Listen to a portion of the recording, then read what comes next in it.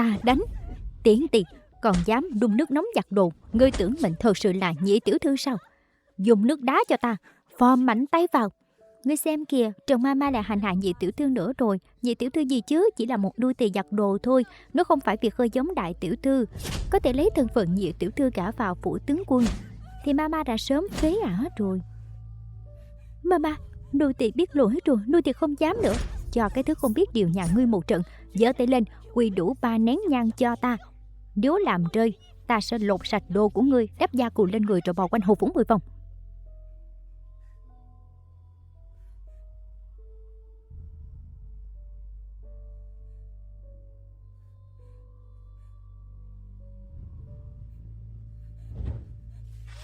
Mới quỳ có một nén nhang đã không chịu nổi rồi sao? Tưởng lão nương nói đùa à? Khoan đã. Trừng phạt hạ nhân chỉ toàn đánh mắng phạt quyền thì chúng sao nhớ đời được. Đi lấy món bảo bối của mỗi thường ra đi.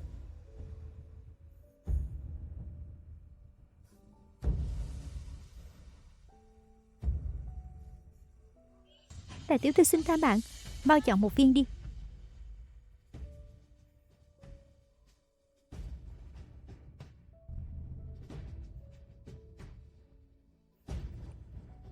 Đừng uống mà.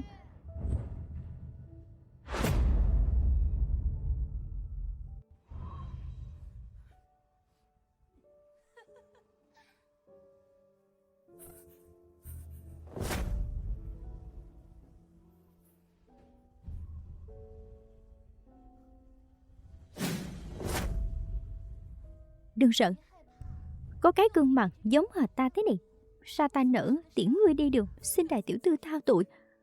Ngươi vào phủ chưa đầy 3 tháng đã được mẹ giao phó trọng trách, lấy thân phận nhị tiểu thư gả vào phủ tướng quân để giúp gia ta gây dựng quan hệ. Lập đại công như thế thì có tội tình gì chứ?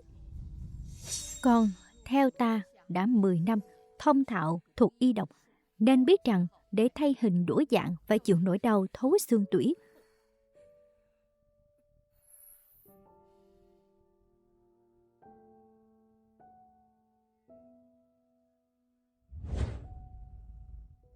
Con thấy có đáng không? Đáng. Cho dù phải đánh đổi cả mạng sống, con cũng sẽ không hối tiếc.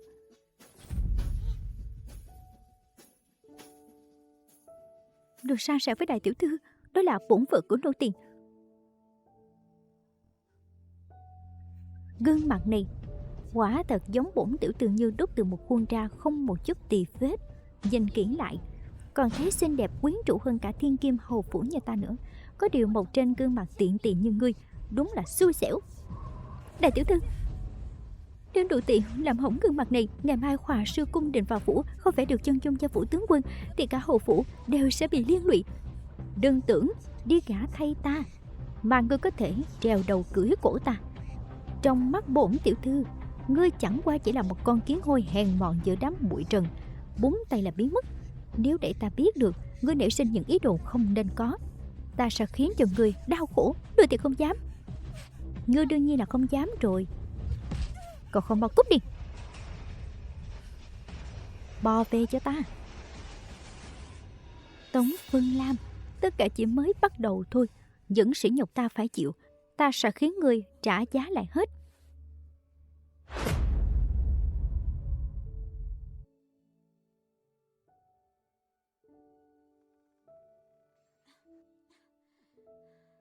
Đại tiểu thư tốt bụng, đặc biệt sắp xếp cho người căn phòng từng là chỗ ở của nhà khoan thượng đẳng. Đa tạ đại tiểu thư. Trúc Xuân Cư, đây là ngôi nhà khoan trong hầu phủ không ai dám ở mà. Nghe nói 10 năm trước có 2 mẹ con nha khoan bỏ mạng ở đây nên cứ bị ám suốt. Mau đi chuẩn bị đi, nếu làm trễ nải giờ vẽ tranh, ta không tha cho ngươi đâu. Dạ, mama, chờ ta với.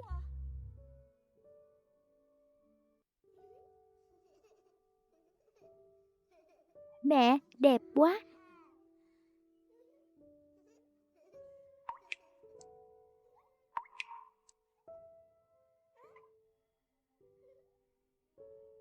Được ở bên mẹ thật là hạnh phúc. Tô Phản Tinh.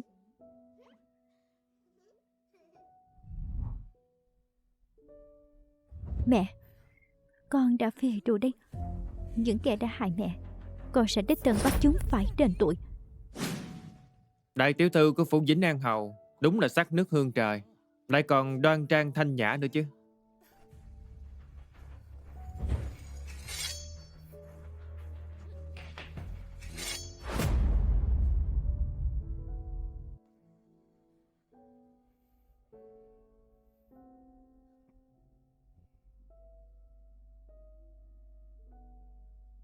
Đây là chút tấm lòng của phu nhân.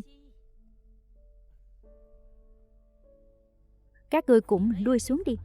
Rõ. Mama phải đợi lâu rồi, uống chén trà cho ấm họng. Tiện tỳ, người không có mắt hả? Đôi tỳ lỡ tay làm bẩn đồ mới của mama, đôi tỳ đáng tội, đôi tỳ sẽ lau sạch cho người ngay. Chiếc trăm ngọc này xin mama nhường cho, coi như quà tạ lỗi của nô tỳ, coi như ngươi biết điều.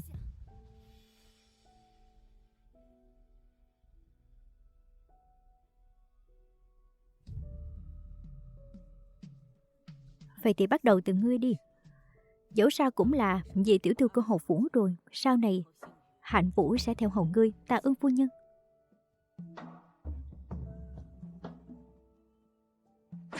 Giống, quá giống. Triệu họa sư đúng là đệ nhất thánh thủ cung đình. Lát nữa sang người gửi vào cung đi. Rõ.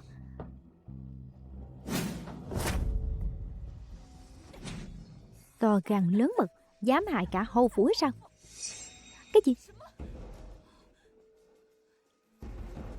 Tiền nhân, ta cảnh cáo ngươi rồi, đừng có giở trò với bổn tiểu thư. Ngươi dám tự hủy dung nhan ngang dư kháng chỉ ban hôn của bệ hạ, định khiến cho hầu phủ mang tội khi quân hay sao? Dừng tay. Mẹ, con tiền nhân đầy tâm địa bất chính mưu hại hầu phủ, sao mẹ còn bảo vệ ả chứ? Ngươi giải thích đi. Quân nhân giúp ta thoát khỏi thân phận nô tỳ, cho ta lấy danh nghĩa nhị tiểu thư hầu phủ gả vào phủ tướng quân. Đối với ta ân nặng như núi, nô tỳ vô cùng cảm kích, tuyệt đối không làm ra chuyện vong ân bội nghĩa. Mẹ, đừng nghe ả nói xạo. Quân nhân, nô tỳ không nói dối. Cho dù ngươi không tự hủy dung, bức họa này cũng do ngươi làm hỏng. Xem ra không cho ngươi nếm mùi đau khổ. Không, còn không chịu nhận tội sao? Người đâu, hành hình. Phu nhân minh xét, mạng sống của nô tỳ là chuyện nhỏ, danh dự hầu phủ mới là chuyện lớn. Nô tỳ không dám lừa dối phu nhân, nô tỳ xin mạo muội chỉ ra kẻ đã làm hỏng bức họa. Ngươi biết là ai sao? Không phải ta, không phải ta, không phải ta, thật sự không phải ta. Phu nhân, kẻ thực sự làm hỏng bức họa chính là bà ta. Chính là bà ta. Phu nhân, quan cho ta quá. Dẫu ta có to gan lớn mật đến đâu cũng chẳng dám làm bẩn bức họa. Là vậy sao? Là nhị tiểu thư đang muốn vu khống ta. Phu nhân, nô tỳ không hề vu khống. Trước khi vẽ tranh, Trần Mama đã đòi tiền nô tỳ, còn hù dọa nếu không đưa sẽ vẽ nô tỳ thành một kẻ xấu xí. Nhưng cây trăm ngọc bích duy nhất của nô tỳ đã bị Trần Mama cướp mất rồi, trong ngực không còn đồng nào, nên mới khiến bà ta nổi giận. Không ngờ bà ta lại dám trăm ngọc bích. Cây trăm của mẹ ta sao lại chỗ của ngươi? Ta thấy ngươi lấy cắp về hết chứ. Ta phải đánh cái đồ tiện tiền nhà ngươi, để tiểu thư bớt giận. Đó là của Khôi Môn phu nhân ban cho nô tỳ, mấy ngày trước bị Trần Mama cướp mất. Nô tỳ không dám hé răng, xin phu nhân và đại tiểu thư hãy làm chủ cho nô tỳ. Trần Mama, ngươi thật to gan. Không phải như vậy, không phải như vậy. Đường đường là nhị tiểu thư hầu phủ, vậy mà bị hạ nhân ức hiếp, đến mức không dám lên tiếng. Phu nhân bớt giận. Trần Mama kiện mình là hạ nhân lâu năm, nên mới dàn ép nô tỳ sợ lại bị phạt quỳ số 3 nén nhang chưa không qua. Còn có chuyện này sao? Phu nhân, nô tỳ từng thấy hôm qua lúc đi đưa rượu, có thấy Trần Mama chê nhị tiểu thư chưa giặt hết đồ của cả phủ, nên đã mắng nhiếc và phạt quỳ, còn nói là ta sẽ lột sạch đồ của ngươi, đắp da cù lên người ngươi, rồi bò 10 vòng quanh hầu phủ tiện tiền. Ngươi dám vu khống ta sao? Ta cho ngươi biết đây, nợ máu bà gây ra suốt bao năm qua, những người bị bà dồn vào đường cùng đều đang đợi tính sổ với bà. Thôi đi. Điêu nô to gan, ngươi dám ngược đãi nhị tiểu thư hầu phủ sao? Không phải đâu phu nhân, ta luôn chăm sóc nhị tiểu thư, chưa từng bạc đãi người. Mẹ, Trần Mama là người lâu năm trong phủ, luôn hiểu lễ nghĩa và biết điều. Bà ấy chỉ giữ hộ trăm ngọc bích, sẵn tiện dạy bảo quy củ chả thôi. Đại tiểu thư nói chí phải, ta luôn một lòng một dạ với hầu phủ, tuyệt đối không hai lòng. Nếu Trần Mama đã trung thành như thế, Vậy ngươi định giải thích thế nào về bằng chứng làm hỏng bức họa? Chuyện này là sao?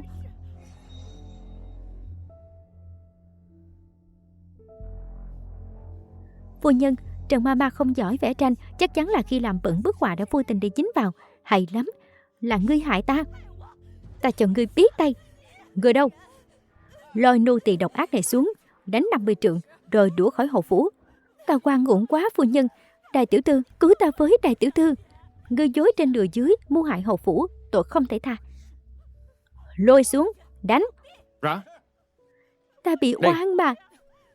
Ta bị oan mà. Ta bị oan mà, phu nhân. Những kẻ đã hại mẹ ta sẽ bắt các người phải trả giá đắt.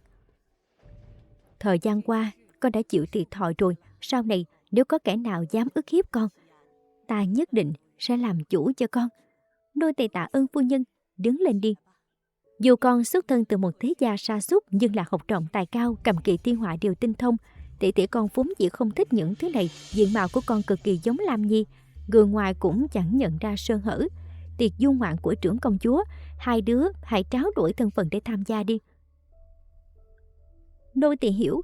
Thái tử từ nhỏ đã theo trưởng công chúa đóng quân ở Nam Cương, tình như mẫu tử. Chỉ cần bổn tiểu thư lọt vào mắt xanh của trưởng công chúa trong buổi du ngoạn, thì vị trí thái tử phi chắc chắn trong tay. Đây là của Khôi môn ta mới sắm thêm cho con xem có thích hay không phu nhân. Thứ này quá quý, đôi thì không dám nhận mẹ. Miếng ngọc bội này. Còn lại đây.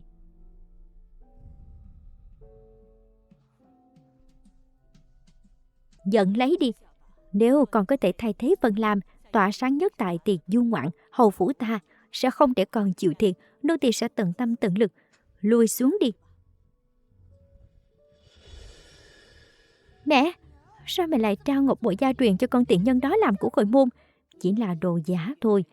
Nếu có thể khiến nó hết lòng hết dạ gả vào phủ tướng quân, còn mưu tính được vị trí thái tử phi cho con, thì vụ làm ăn này rất xứng đáng. Đồ giả sao? Tất nhiên rồi, chuyện thật giả ở hậu phủ này đều do mẹ quyết định. Còn đó, sau khi trở thành thái tử phi phải biết kiềm chế lại, chuyện gì cũng phải cân nhắc kỹ lưỡng. Mẹ, nếu con tiện nhân đó gả vào phủ tướng quân rồi tâm địa xấu xa thì sao?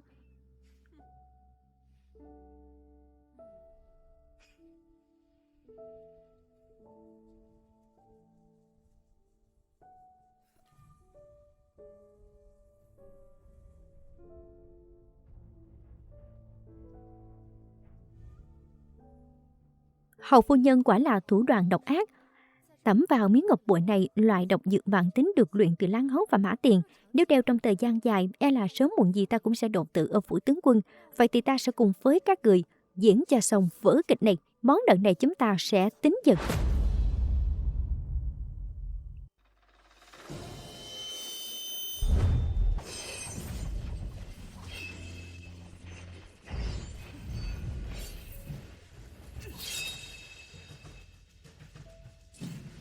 Thái tử điện hạ. Thái tử điện hạ tổng quân từ niên thiếu 15 tuổi đã tự gánh đại cục mưu lạc kỳ quân, dẫn khinh kỵ đuổi địch 3.000 dặm một trận vang danh khắp Nam Cương. Tuổi 20 đích thân dẫn 10 vạn thiết kỵ về sạch giặc Nam Di, công trạng hiển hách thiên cổ. Tương truyền, người còn vô cùng khôi ngô tuấn tú. Lần này trưởng công chúa điện hạ mời các quyến nữ kinh thành dự tiệc du ngoạn, e là có ý định chọn phi cho thái tử. Kinh thành ngoại trừ ta ra, còn ai xứng đứng bên cạnh thái tử? Vị trí thái tử phi ta phải giành được. Thái tử tòng quân từ thuở niên thiếu nên rất thông thạo binh pháp. Trưởng công chúa đặc biệt ra lệnh cho ta chuẩn bị đề thi cho các vị tiểu thư ở đây. Mục đích là để tìm cho thái tử một giai nhân tâm đầu ý hợp. Vài tháng trước, ta nhận được một trận pháp bị tàn khuyết từ một vị cao nhân, nhưng vẫn mãi chưa hồi phục lại được. Hôm nay ai hoàn thành trận đồ này sẽ được dùng bữa tối cùng trưởng công chúa và được thưởng một hộp Minh Nguyệt Sương. Minh Nguyệt Sương, cống phẩm hàng đầu của khoan thức, có thể giữ mãi nét thanh xuân ngàn vàng khó kiếm. Đần độn, đó chỉ là phần thưởng bên ngoài thôi. Bữa tối với trưởng công chúa, chắc chắn thái tử cũng sẽ có mặt. Hơn nữa, trận đồ binh pháp này đúng như ta mong đợi. Phần thưởng tuy tốt, nhưng đề thi lạ lùng quá. Tiểu thư nhà nào lại nghiên cứu binh pháp chứ? Ta thấy vị trí thái tử phi này được chuẩn bị sẵn cho thượng quan tỉnh rồi. Tiểu thư nào muốn tham gia, mời bước lên phía trước. Đáng ghét, Tô Phản Tình hiểu trận pháp sao? Tiện tiện, ngươi xứng mặc bộ lễ phục cao quý này sao? Ai cho ngươi cái gan đó? Nô tỳ không dám. Đại phu nhân bảo nô tỳ mặc bộ đồ này để giúp tiểu thư thêm phần rạng rỡ trong buổi du ngoạn. Ta cảnh cáo ngươi, đừng có mà treo đầu cưỡi cổ ta. Ngươi đâu? Có. Lột bộ đồ trên người ả ra cho ta, nhốt vào chuồng chó 3 ngày. Nô tỳ sai rồi, tiểu thư tha mạng, tiểu thư tha mạng. Người đâu? Ngươi đừng qua đây. Người đâu? Có ai cứu ta không? Con đôi tỳ này chắc chắn là muốn báo tù ta. Hai vị thật sự có lòng tin sao? Khoan đã. Để mọi người chê cười rồi, tỷ tỷ của ta e là không có bản lĩnh đó, nên không dám múa rìu qua mắt thợ. Láo xược. Ngươi xem đề thi của trưởng công chúa là trò đùa hay sao? Tiện dân dòng thứ mà cũng dám vô lễ sao? Ngươi...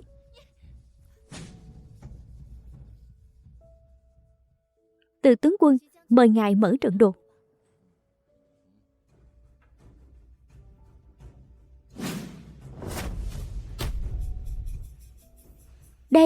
Đây mà cũng gọi là trận đồ sao?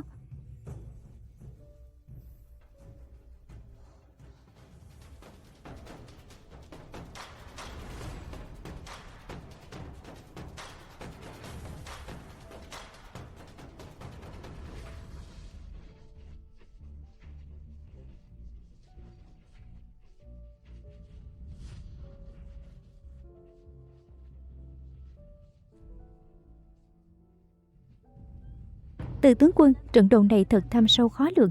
Với khả năng của ta chỉ có thể phục dựng đến mức này. Mời tướng quân xem qua. Thượng quan tiểu thư, trận đồ được bổ sung này tuy không tinh diệu bằng bản gốc, nhưng cũng công thủ toàn diện, vô cùng khéo léo. Vẽ cái gì thế này?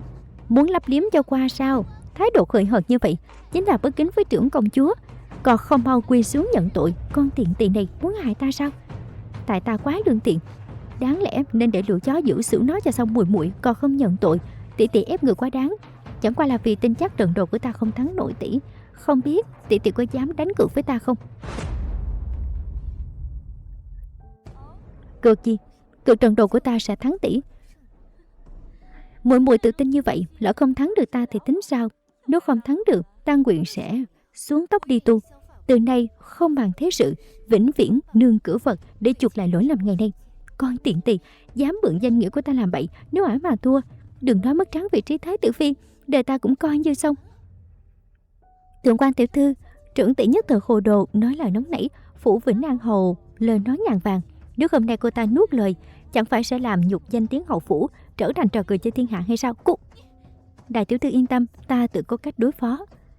Nghe danh tiệm phấn son của tỷ tỷ rất được lòng các phu nhân quyền quý, kiếm cả vạn bạc đứng đầu kinh thành. Không biết tỷ tỷ có dám lấy ra cược không? Tống Vân Lam là chướng ngại lớn nhất trên đường ta trở thành thái tử phi. Nếu như cơ hội này cắt đứt đường đua của cô ta thì một tiệm phấn son có đáng là gì? Được, ta cược với muội, đến lúc đó muội muội đừng có hối hận. Trưởng công chúa, phiền người làm chứng cho chúng thần. Bổn cung đồng ý. Tống Vân Lam dám mạnh miệng trước trưởng công chúa, e là quá bốc đồng, xa sớm tự chuộc lấy nhục nhã mà thôi. Muội muội nhanh lên, vẽ bậy bạ mấy nét thôi, đừng để trưởng công chúa và Từ tướng quân phải đợi lâu. Tỷ tỷ đừng gấp.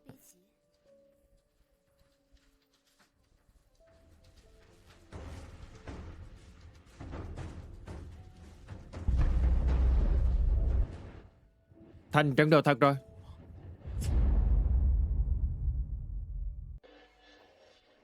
Đầu trận nhẹ tựa chim bay, cuối trận uốn như trắng lượng, trái rồng phải hổ. Đây chính là tứ thú trận, không thể nào không đúng. Trận nhãn đúng là tứ thú trận, nhưng sao trận cước lại hỗn loạn thế này? Tống Vân Lam, muội cũng thông minh đó. Tứ thú trận là kiệt tác của quân sư khai quốc chúng ta, tinh diệu vô cùng. Muội vẽ bừa thế này đúng là dọa người thật. Nhưng mà 4 góc này giải thích thế nào? To gan, người dám đùa giỡn trưởng công chúa, đáng trảm trưởng công chúa. Tống Vân Lam dám không coi người ra gì. Nếu không trừng trị thỏa đáng, e là sẽ tạo ra tiền lệ xấu. Sao giữ được uy nghiêm của hoàng thất đây? Người dám lừa gạt trước mặt trưởng công chúa sao? Người ăn gan hùm rồi à? Đại tiểu thư yên tâm, trận đồ của ta còn chân thật hơn cả bản của quân sư khai quốc. Tống Vân Lam, trận đồ này là tứ thú trận sao? Dạ. Nếu trưởng công chúa còn nghi ngờ, chi bằng mời Từ tướng quân đích thân kiểm chứng. Vậy phiền Từ tướng quân xem xét thật kỹ. Tuân lệnh. Trận nhãn quả thật là tứ thú trận, đang xen dọc ngang. Chẳng lẽ Tô Phản Tình thật sự am hiểu trận pháp sao? Bẩm trưởng công chúa, trận nhãn tuy là tứ thú trận, nhưng trận cước này Tống tiểu thư chỉ đang làm càng để qua mắt thôi. Theo ý thần, bất giả của Tống tiểu thư không thể thắng được thượng quan tiểu thư. Kết quả đã rõ. Thật đáng tiếc muội thua rồi. Sau này ta sẽ thường xuyên đến am đi côi thăm muội. Chẳng lẽ ta thật sự bị ả hại rồi sao? Từ tướng quân đừng trách, Tống tiểu thư còn trẻ người non dạ nên lời lẽ có chút mạo phạm. Còn không mau xin lỗi từ tướng quân đi. Hần từ chối xin lỗi. Ngươi điên rồi sao? Tin ta. Tướng quân dám công phá bức họa nguệch ngoạc của ta không? Nếu đã có hứng thú, vậy bổn cung sẽ cho ngươi một cơ hội. Nếu ngươi không làm được thì tội chồng tội, ta tạ trưởng công chúa thành toàn. Góc trên bên trái là phong dương trận, long điểu di chuyển như cá gặp nước.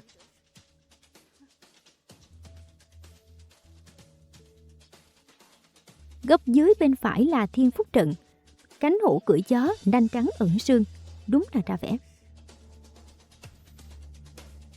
Bổn tướng đã tung hoành xa trường hơn 30 năm. Nếu người chống đỡ được đòn tấn công của ta, ta sẽ nhường chức trấn Bắc tướng quân cho người.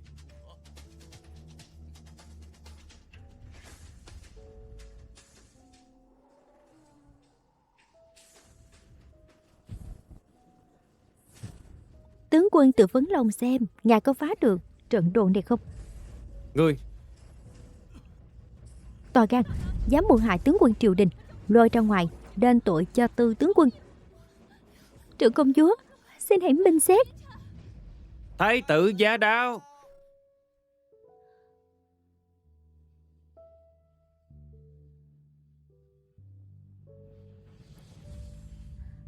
Tham kiến thái tử điện hạ, tham kiến thái tử điện hạ, tham kiến thái tử điện hạ.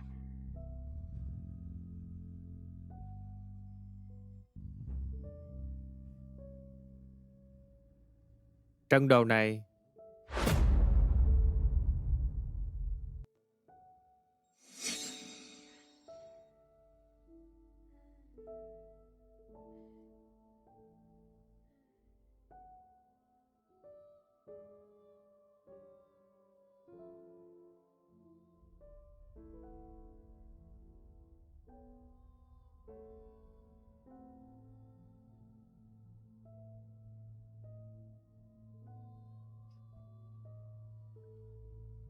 Đây là đâu? Đại tỷ, là tỷ cứu ta. Để xem, trên vách đá hình như là trận đồ. Có lẽ lối thoát nằm ngay trong trận đồ này thôi. Ở đây tối quá, chúng ta có bỏ mạng ở đây luôn không? Đừng sợ, chúng ta nhất định sẽ tìm được lối ra.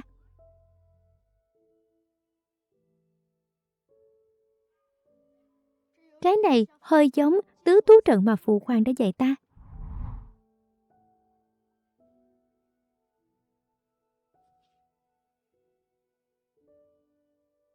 Cô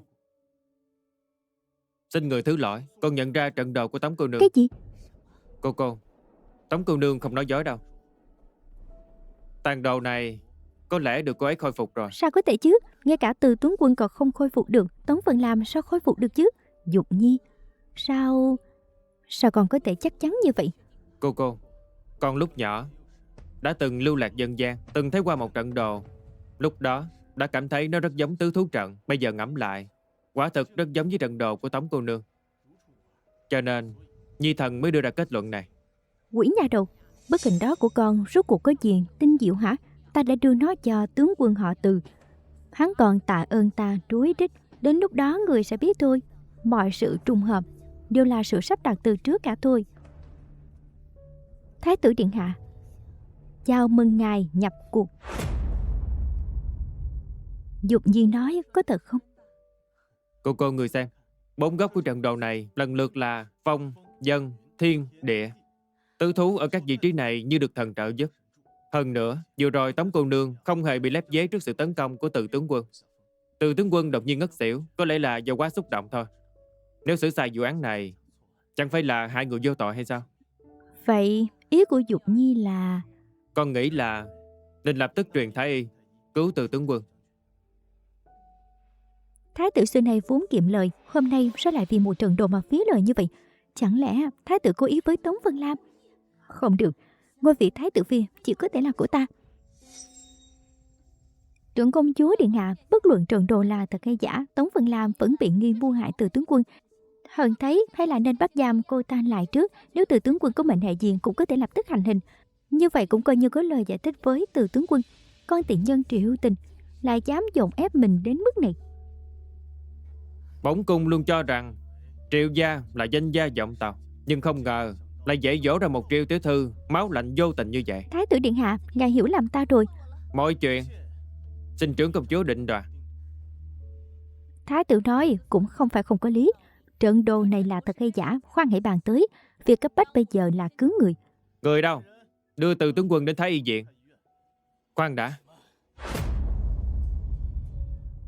Từ tướng quân, ngài có lời gì muốn nói sao? Có phải trận đồ này có vấn đề không? Tống tiểu thư, trước đó là ta có mắt không thấy Thái Sơn, đã mạo phạm nhiều, mong bỏ qua cho. Từ tướng quân, rốt cuộc có chuyện gì vậy?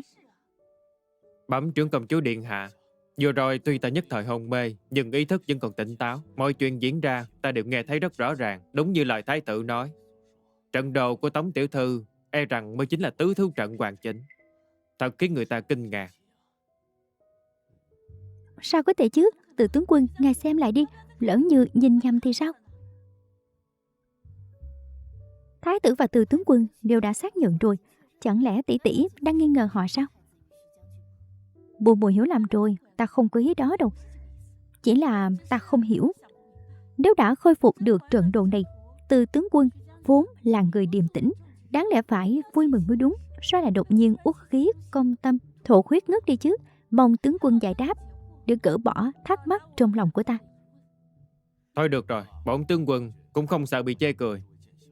Lúc có được trận đồ này, ta đã dốc lòng nghiên cứu nhiều ngày. Vốn cứ tưởng đời này không còn có cơ hội được nhìn thấy bản hoàn chỉnh nữa. Không ngờ hôm nay tâm nguyện đã hoàn thành. Nhất thời quá phấn khích cho nên mới ngất đi. Thật sự là hổ thẹn. Xem ra Tống tiểu thư đúng là đệ nhất quý nữ của kinh thành. Người ta phải nhìn bằng con mắt khác.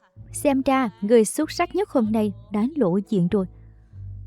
Kết quả cuộc so tài hôm nay đã có.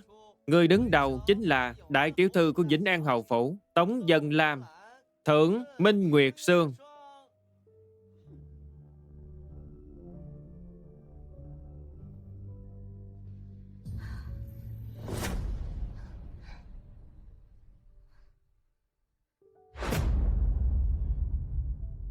Không biết Phủ Vĩnh An Hầu này dạy dỗ lễ nghi kiểu gì? Minh Nguyệt Sương vốn là món quà mà trưởng công chúa tặng thêm cho đại tiểu thư, liên quan gì đến ngươi chứ? Còn không mau trả lại cho chủ cũ. Đại tiểu thư, đây là phần thưởng của trưởng công chúa, ngươi hãy cầm cho chắc. Tuyệt đối không được để cho kẻ có tâm địa bất chính lấy mất. Đa tạ công công nhắc nhở. Sau này ta sẽ quản giáo muội muội mình nghiêm khắc hơn. Đúng là hàng thôn nữ thô kệch, chẳng ra thể thống gì. Tống Vân Lam cảm giác bị sỉ nhục trước mặt bao người không dễ chịu gì nhỉ. Yên tâm, đây chỉ mới là bắt đầu thôi. Nếu hôm nay đã tìm được người đứng đầu, ta cũng không dám múa rìu qua mắt thợ nữa. Mong trưởng công chúa lượng thứ, thần nữ xin cáo lui. Khoan đã. Sao vậy? Muội muội vẫn còn tài nghệ sao? Vừa nãy tỷ tỷ và ta đã lập giao kèo trước mặt trưởng công chúa, không biết còn tính hay không? Dĩ nhiên là tính rồi. Nếu đã tính thì bức họa lúc nãy đã thắng. Không biết khi nào tỷ mới giao lại tiền phấn son cho ta đi.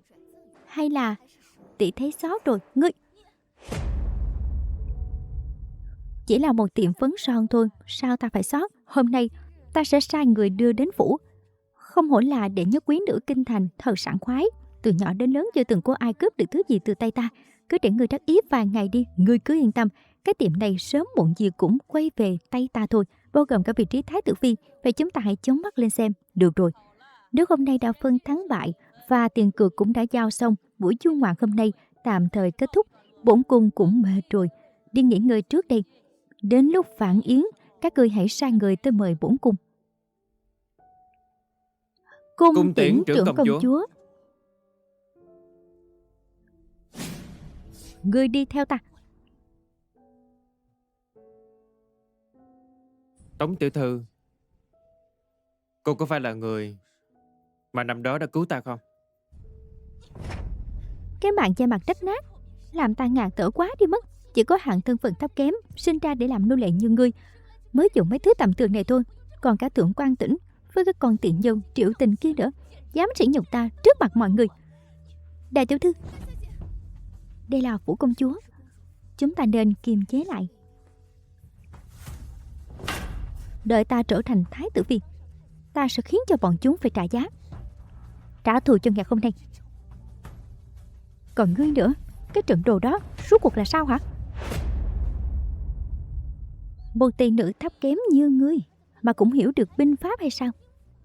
Bẩm đại tiểu thư, trận đồ đó là do nô tỳ tình cờ thấy được ở chợ. Thật ra nô tỳ chỉ muốn liều một phen thử vận may thôi, không ngờ lại vô tình phục dựng được thật.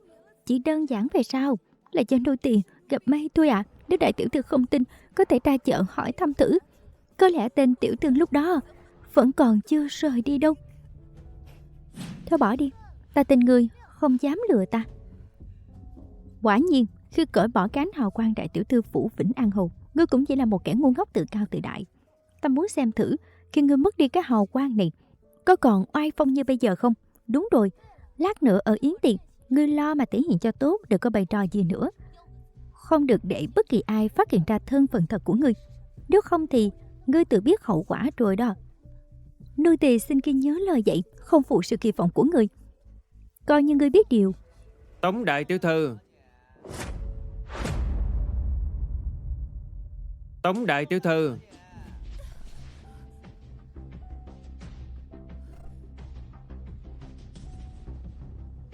Dù chiếc khăn che mặt này có rách nát, thì kẻ không đủ tư cách hiện giờ thì cũng là ngươi chứ không phải ta. Đại tiểu thư, người mau đeo vào đi, không kịp nữa rồi.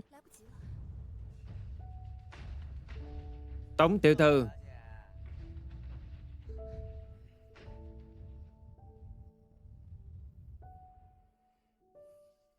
Tống tiểu thư, vãn yến đã chuẩn bị xong, mời tiểu thư. Làm phiền công công rồi. Ngươi làm cái gì vậy? Nha đầu vô phép tắc. Trưởng công chúa mời là Tống đại tiểu thư, liên quan gì đến ngươi? Ngươi còn muốn tham gia nữa sao? Đại tiểu thư, mùi mũi của người khác xa với người quá. Sau này phiền tiểu thư hãy tìm một mama dạy dỗ cho nghiêm khắc. Nếu sau này làm mất mặt Vĩnh An Hầu phủ thì không hay đâu. Công công dạy bảo rất đúng. Đợi ta trở về sẽ nghiêm khắc quản giáo. Mời. Phiền công công dẫn đường. Đó là đương nhiên.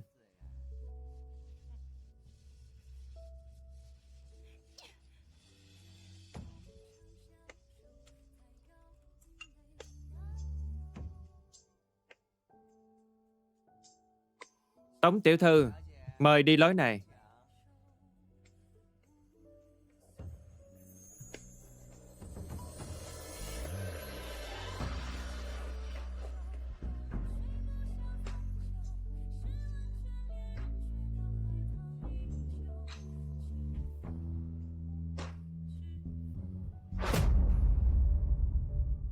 Không ngờ cậu nhóc năm nào đã khôi ngô tuấn tú đến thế. Chẳng trách là người trong mộng của ba tiểu thư quyền quý kinh thành. Ngắm đủ chưa? Thần nữ tham kiến thái tử điện hạ. Hôm nay là gia yến, không cần khách sáo. Ngồi đi.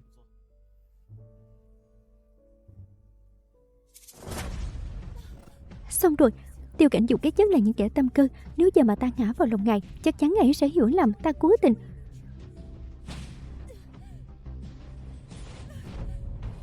Thú vị, to gan. Đây là cung nữ của cung nào? Làm gì cái gì mà hậu đậu như vậy? Thái tử điện hạ xin tha mạng, nô tỳ không quý. Người mạo phạm là Tống tiểu thư. Nếu muốn xin thì xin cô ấy tha đi. Xin Tống tiểu thư khai ân. Thái tử điện hạ, thần nữ chỉ hơi trật chân thôi, không có gì đáng ngại. Ngươi lui xuống trước đi. Còn không mau tạ ơn Tống tiểu thư khai ân Đa đi. tạ Tống tiểu thư khai ân, đa tạ thái tử điện hạ khai ân.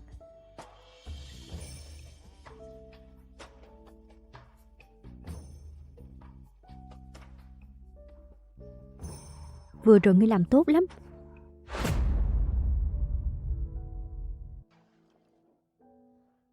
Trưởng công chúa thưởng cho ngươi. Tạ trưởng công chúa. Nghe đồn đại tiểu thư của phủ Vĩnh An Hầu bên ngoài hiền thục, bên trong kiêu căng hống hách. Hôm nay gặp mới thấy lễ nghĩa chu toàn, có vẻ lời đồn không nhất định là thật. Nếu Tống Vân làm phẩm hạnh đoan chính thì cũng được coi là một cặp trời sinh với Dục Nhi. Lui ra đi.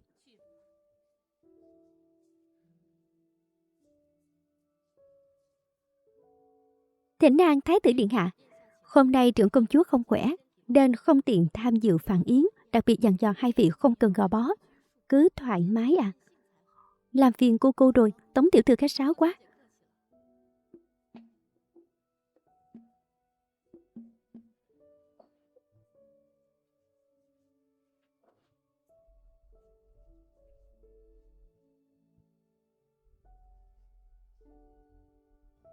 Bổn cung vốn đã nghe danh Tống cô nương là đệ nhất quý nữ của kinh thành, tài cao giang xa. Bổn cung không ngờ cô nương lại có kiến thức uyên thâm với trận pháp và trận đồ đến vậy. Xem ra thái tử rất coi trọng trận đồ đó. Đúng vậy. Sao vậy? Xin thái tử thứ tội. Chỉ là thần nữ nhìn thấy một nhĩ này lại nhớ đến một người bạn thời thơ ấu. Đệ ấy ghét nhất là ăn những món mềm, nói là ăn vào cứ như ăn nước mũi vậy. Thần nữ liền cười đệ ấy. Chẳng lẽ đệ đã từng ăn nước mũi rồi Đây sao? rõ ràng là cuộc đối thoại với ta và đại tỷ mà. Chẳng lẽ người bạn đó của cô còn ghét cái gì nữa không? Đệ ấy hả? Ghét nhất là bị đánh vào mông. Hồi nhỏ để nghịch ngợm, bà nội hở ra là lại đánh mông, đau đến mức đứng cũng không xong, ngồi cũng không được. Buồn cười lắm luôn. Sao mà những chuyện mất mặt như vậy mà cô cũng nhớ chứ hả? Thái tử điện hạ, ngài nói gì cơ? Không có gì. Mời Tống tiểu thư dùng thử món canh này. Đây là do ngự trù của Ngự Thiện Phòng đặc biệt chuẩn bị công thức mới cho vạn yến hôm nay đó. Những gì Tống tiểu thư nói đều là chuyện xưa với ta và đại tỷ. Chẳng lẽ cô ấy thật sự là người năm đó sao? Mong tiểu thư nể mặt cho đôi lời đánh giá. Đã nói là công thức mới thì ta phải nếm thật kỹ mới được.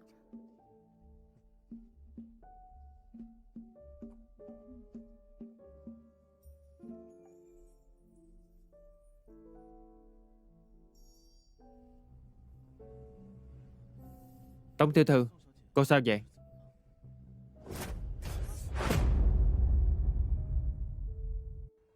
Tống tiểu thư bị làm sao vậy? Còn đứng ngay ra đó làm gì? Mau truyền thái y. Thái y, truyền thái y.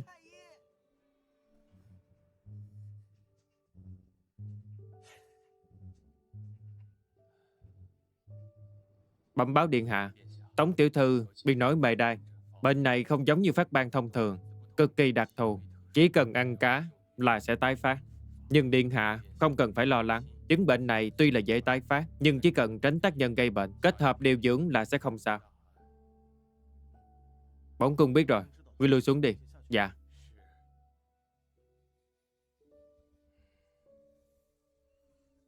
Mề đây. Độc bà, tỷ tỷ bị làm sao vậy?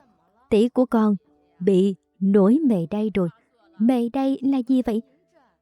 Là không được ăn cá đó. Hễ ăn cá là ngứa ngáy khắp người. Vậy mà con còn lén ăn cá. Xem ra vẫn chịu được khó chịu. Con biết lỗi rồi. Từ nay không ăn cá nữa đâu. Đầu tiên cô ấy nhận ra trận đầu năm xưa. Nay vừa hay bị bệnh mề đay. Chẳng lẽ cô ấy thật sự là... Thái tử điện hạ. Chỗ bổn cung vừa hay có loại thuốc trị mề đay. Đợi lát nữa ta sẽ sai người mang cho cô. Vậy thì làm phiền ngài. Trong phủ ta cũng có cất giữ ít rượu thanh mai. Nếu điện hạ có hứng, hãy sai người lấy về luôn. Được. Vậy ta cảm ơn Tống cô nương trước. Không cần phải khách sáo. Hôm nay đều tại ta tham ăn. Giờ thành ra thế này, e là không thể tham dự phản yến của trưởng công chúa được. Thần nữ xin phép cáo lui trước.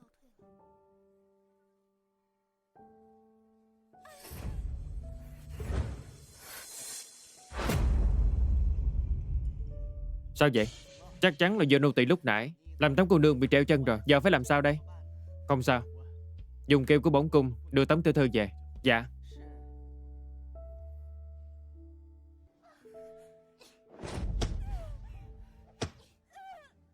Đồ tiện nhân nói mau. Ở phản yến đã xảy ra chuyện gì? Tại sao ngươi lại ngồi kiệu của thái tử trở về hả? Có phải ngươi đã quyến rũ thái tử rồi không? Nô tỳ không dám.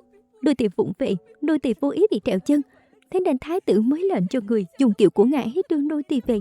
Trẹo chân sao? Sao ngươi không trẹo lúc khác mà lại trẹo đúng Vạn Yến hả? Cho dù có trẹo chân đi nữa thì tại sao thái tử lại đối xử đặc biệt với ngươi? Ta thấy tiện tiện nhà ngươi không an phận thì có. Nô tỳ và thái tử cách biệt một trời một vực.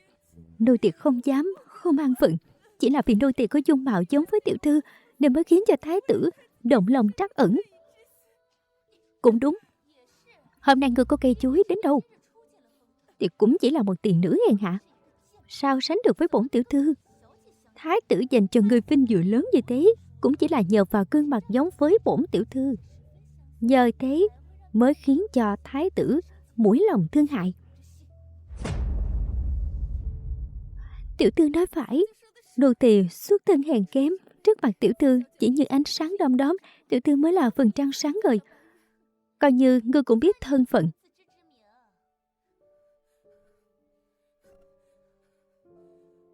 Đưa Minh Nguyệt Sương trưởng công chúa vừa ban thưởng ra đây.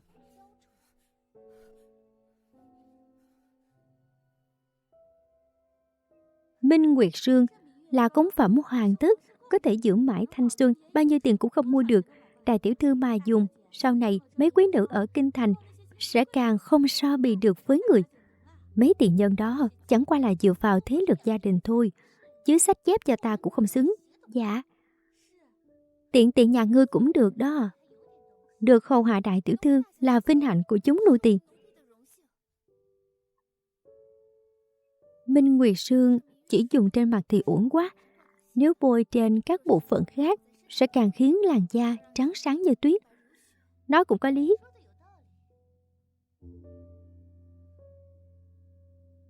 Minh Nguyệt Sương không hổ danh cống phẩm hoàng thất, hiệu quả làm đẹp dưỡng nhan đúng là hiếm thấy trên trời.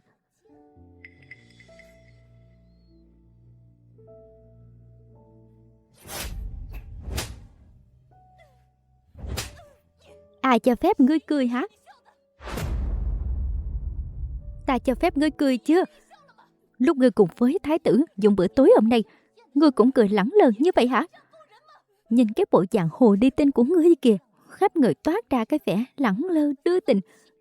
Đúng là còn kinh hơn kỹ nữ Thanh Lâu. Chẳng biết mẹ ngươi là cái loại bại hoại gia phong thế nào mới sinh ra được thứ vô liêm sỉ như ngươi.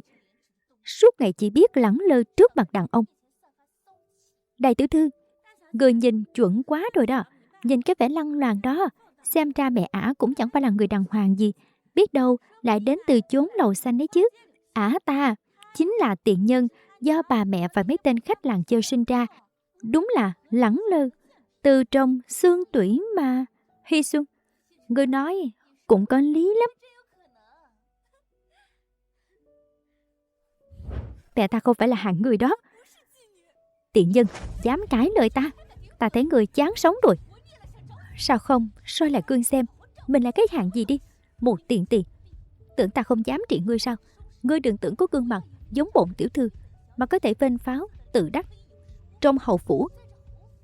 Chỉ cần ta búng tay là có thể khiến ngươi sống trong đau khổ.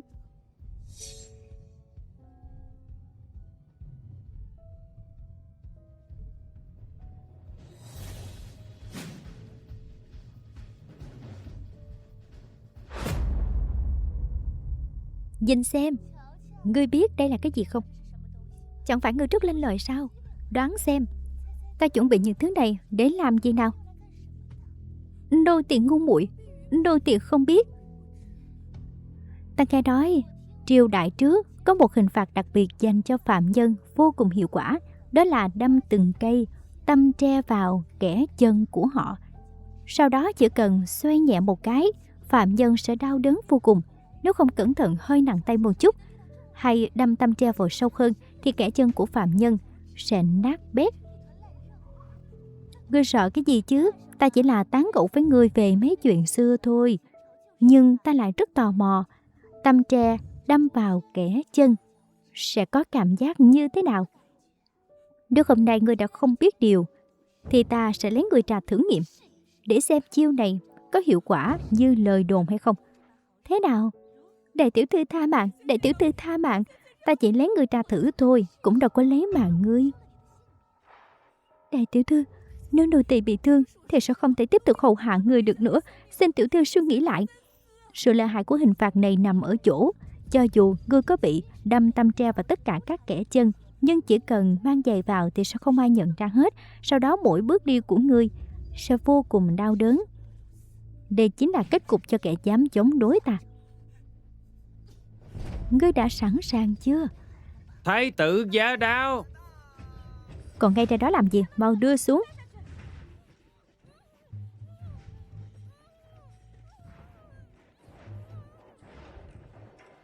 Các người đang làm cái gì?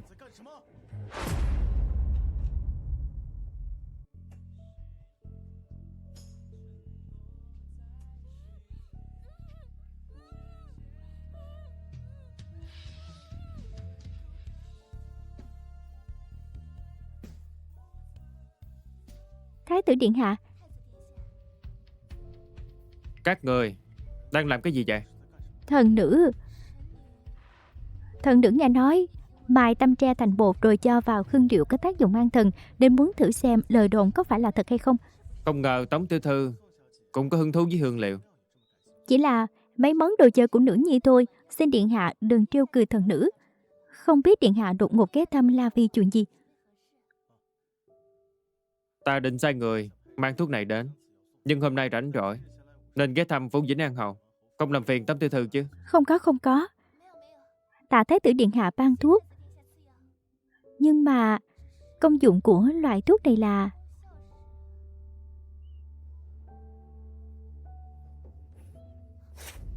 Cánh tay của cô làm sao vậy? Cánh tay? Hôm qua trên tay cô nói đây mày đai, tại sao hôm nay đã khỏi hẳn rồi? Còn tiện nhân Tô Phản Tình đó không nói gì về mày đây cả. Điện hạ, có phải ngài nhớ nhầm rồi không? Ta không thể nào nhớ nhầm được.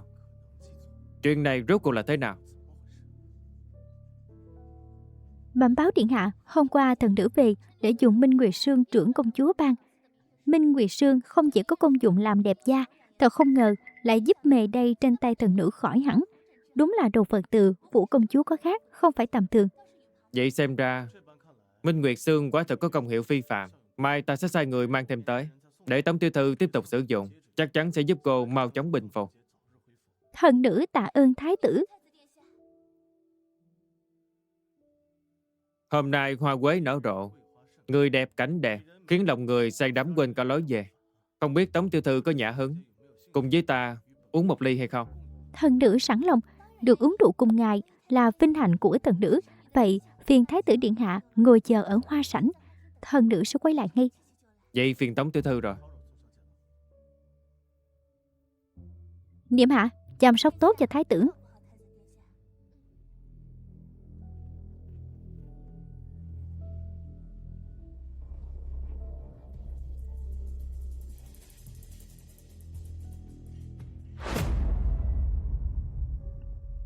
Ở Vạn Yến đã xảy ra chuyện gì? Tại sao thái tử điện hạ lại đặc biệt gửi thuốc cho ngươi? Có phải ngươi đã quyến rũ thái tử rồi không? Đôi thì không dám. Không dám? Ta thấy người rất dám ấy chứ. Nói, chuyện thuốc đó là sao? Còn cánh tay kia là thế nào? Có phải ngươi đã ăn mặc hở hang để quyến rũ thái tử không? Người đâu? Lột sạch quần áo ả ra, ta phải xem cho rõ suốt cuộc có chuyện gì. Dừng tay lại. Buông ta ra. Buông ta ra. Buông ta ra.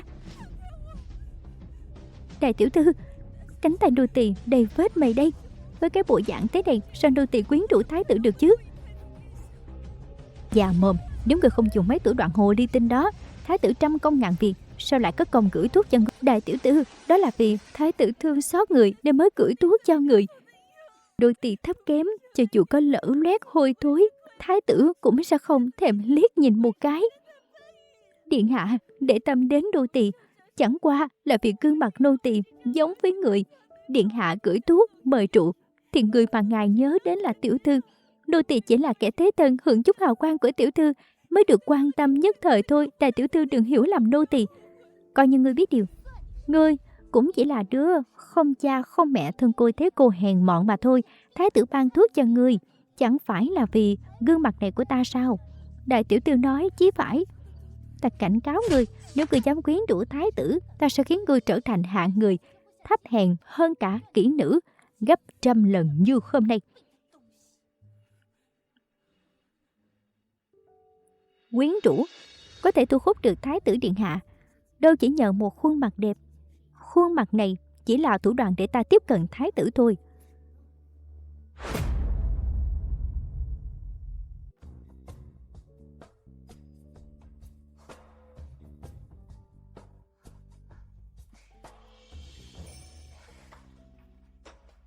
Thái tử điện hạ, được dùng bữa cùng ngài là chuyện mà bao nữ tử thiên hạ ấp ủ trong mộng bấy lâu. Mây gợi xiêm áo, hoa gợi dung nhan, gió xuân khẽ thổi, sương hoa đậm sắc. Nếu không gặp nàng trên đỉnh núi tiên, thì hẳn dưới trăng nơi giao đài. Bài thơ điện hạ vừa ngâm chắc chắn là một bài thơ hay. Hôm nay bổn cung đang có hứng thú, hay là lấy chữ văn trong tên của Tống tiểu thư chơi trò phi qua lệnh đi. Tống tiểu thư thấy thế nào? Rèm mây lặng lẽ, bóng nến càng sâu, ngân hà dần lặng, sao sớm chìm thâu. Đến lượt cô, Tống tiểu thư. Ta Sao vậy? không có gì. Trong phủ còn cất giữ mấy bò rượu ngon. Ta đi lấy gấp vui cho điện hạ. Niệm hạ, người cứ ở lại đây đi. Không được làm thái tử phật lòng. Dạ.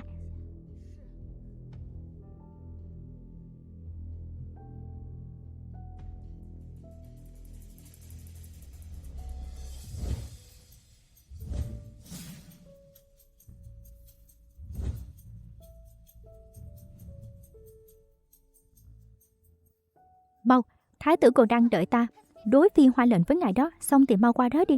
Thái tử nói phi hoa lệnh gì, rồi ngâm thơ gì vậy? Vân nhất gì gì đó. Mau, xong rồi ngươi mau qua đó đi. Cứ trân trọng cái lúc ngươi còn có thể hỏng hách đi. Sắp tới đây ta sẽ khiến cho ngươi đau khổ.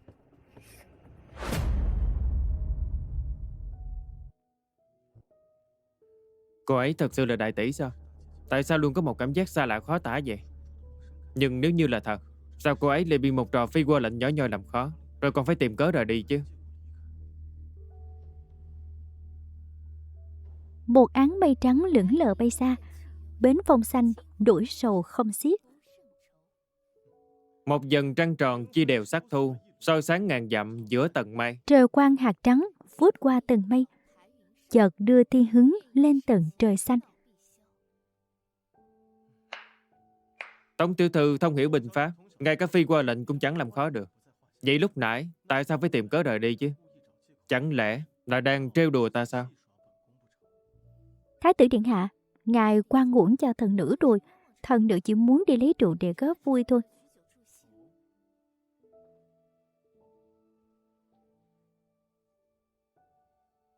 Điện hạ quan uổng cho thần nữ, không tự phạt một ly không được rồi. Chỉ cần là rượu do Tống tiểu thư rót, dù bao nhiêu đi nữa, ta cũng nguyện lòng uống hết.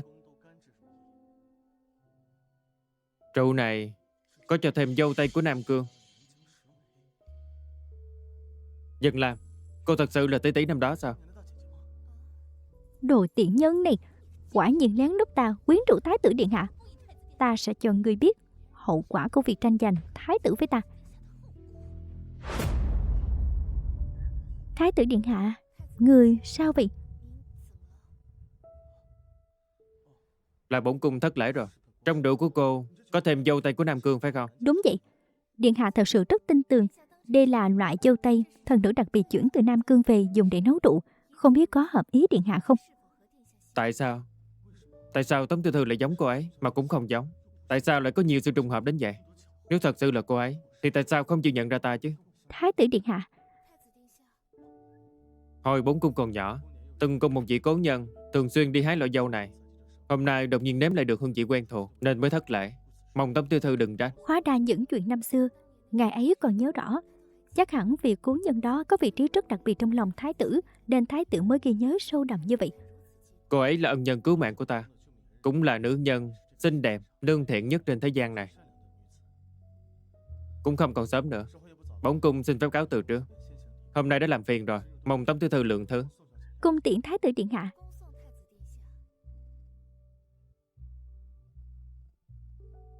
Cứ ngỡ trong lòng đệ ấy, ta chỉ là một ân nhân cứu mạng, chẳng ngờ lại chứa đựng nhiều tình cảm đến thế.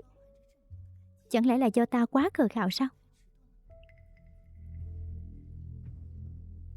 Đây là khăn tay của thái tử điện hạ mà. Không biết rõ thân phận của mình, cứ ảo tưởng dựa vào chút cơ duyên để trèo cao. Chỉ có rước họa vào thân thôi. Mẹ, hôm nay là ngày giỗ của mẹ. Con gái bất hiếu, đến nay vẫn chưa thể trừng trị hết những kẻ đã hại mẹ. Nhưng mẹ yên tâm, những kẻ năm xưa đã hãm hại mẹ, con sẽ không bỏ qua cho một ai cả. Con sẽ bắt chúng phải trả giá đắt. Vở kịch hay sắp bắt đầu rồi.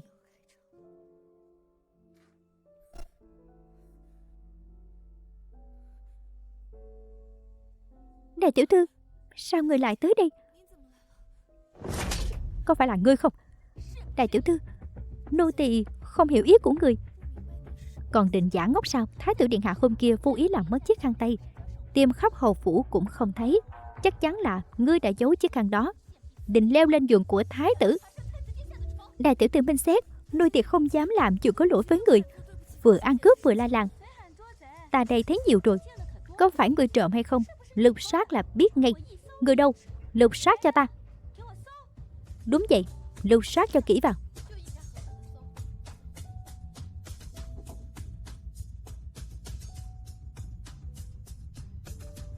Ngươi cười cái gì? Có phải ngươi biết mình sắp tiêu đời rồi không? Đại tiểu thư, nô tỳ biết khăn tay của thái tử hiện đang ở đâu, cũng biết là ai đã lén giấu chiếc khăn đó đi, nhưng không biết có nên nói ra hay không. Nói, ta phải xem thử kẻ nào ăn gan hùm mật gấu, dám giở trò ngay trước mặt ta. Người đó chính là cô ta. Chính là cô ta. Đại tiểu thư, quan cho nô tỳ quá, nô tỳ tuyệt đối không làm ra chuyện gan to tày trời này. Chắc chắn là con tiền tỷ này muốn hãm hại nô tỳ, dám đổ quan cho ta. Ta phải xé nát miệng của ngươi. Niệm hạ, nếu bây giờ ngươi chịu nhận lỗi, đại tiểu thư lòng dạ từ bi còn cho ngươi một con đường sống. Còn nếu bị bắt tận tay, e rằng mọi chuyện sẽ không đơn giản đâu. Đừng có nói bậy trước mặt đại tiểu thư. Đã không chịu nhận, phải để ta tự tay lục soát.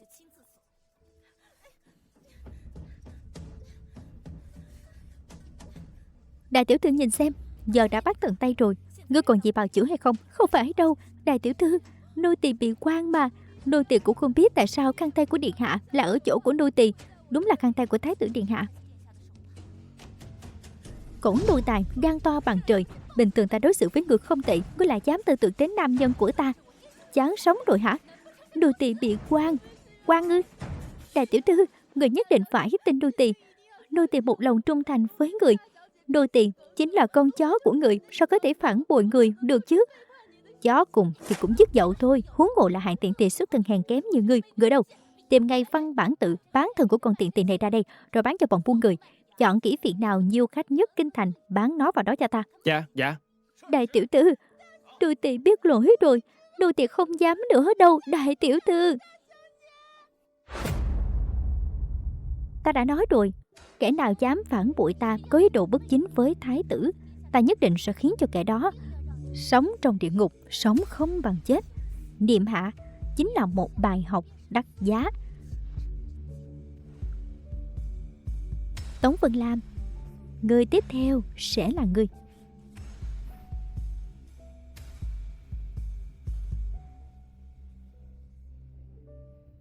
Đại tiểu thư, phóng hỏa là trọng tội đó.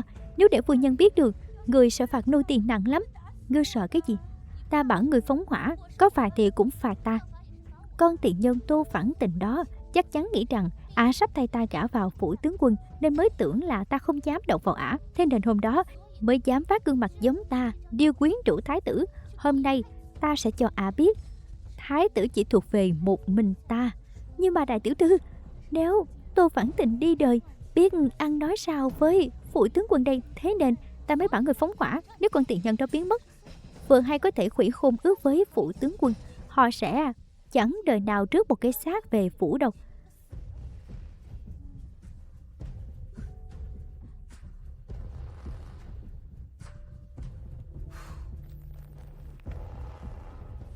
Thái tử chỉ có thể thuộc về một mình ta. Những kẻ dám có ý đồ với ngài đều phải trả giá đắt.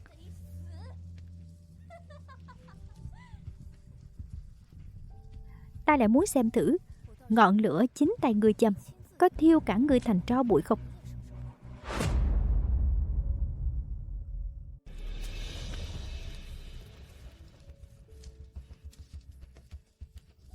Người đâu? Cháy rồi. Người đâu? Cứu hỏa. Người đâu? Người đâu? Cứu hỏa. Nhanh lên, tay chân lanh lẹ đi. Cũng may là kêu cứu kịp thời. Đúng là sao chổi, đang nghiêng đang lành, sao viện lại bốc cháy thế này? Đợi dập lửa xong, ta phải cho đứa sao chổi này biết tay. Mẹ, đừng giận quá hại thân. Cái thứ sao chổi đó giờ còn chưa biết còn sống hay không đâu. Chưa biết chừng nó sẽ tự khắc bị mất mạng rồi.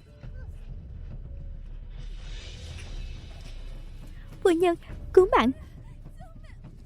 Cái thứ tiện chủng này đúng là mạng lớn, phóng hỏa cũng không tiêu diệt được. Phu nhân, cứu nô tỳ, người không sao là tốt rồi. Đại tiểu thư, ta biết người luôn không thích ta nên muốn phóng hỏa thiêu ta, nhưng bội kiếm của thái tử còn trong trúc xương cơ. Nếu bội kiếm bị hủy thì cả hầu phủ e là không gánh nổi trách nhiệm này đâu. Cái gì? Người nói bội kiếm của ai? Là bội kiếm của thái tử. Bội kiếm của thái tử sao lại ở chỗ của ngươi? Thái tử điện hạ. Chuyện gì? Chuyện gì? Thần nữ nhìn thấy bội kiếm của ngài thiếu mất tua kiếm. Nếu điện hạ không chê, hãy để thần nữ làm cho ngài một cái tua kiếm. Vậy làm phiền tống cô nương rồi. Sao cực không nói sớm bội kiếm của thái tử ở chỗ ngươi? Phải làm sao đi? Thật sự do con phóng hỏa hay sao? Mẹ đừng nghe ả nói vậy. Sao con làm ra chuyện này như vậy được? Cứ làm gì vậy? Đại tiểu thư, người nói không phải do người phóng, vậy thì cái hỏa chiếc này từ đâu ra? Ai cho ngươi lấy đồ của ta? Con thật sự to gan lớn mật. Bội kiếm của thái tử là đồ ngự bang. Nếu có hư hại gì, đừng nói là con, cả cái hầu phủ này cũng sẽ bị phá lây theo. Con đúng là đồ gây chuyện, dám gây ra chuyện Tây Đình. Mẹ, con không biết bảo kiếm của thái tử ở trúc xung cơ. Nếu con mà biết, con chắc chắn sẽ không phóng hỏa. Bẩm báo hầu phu nhân, đã tìm thấy bảo kiếm rồi, vẫn còn nguyên vẹn.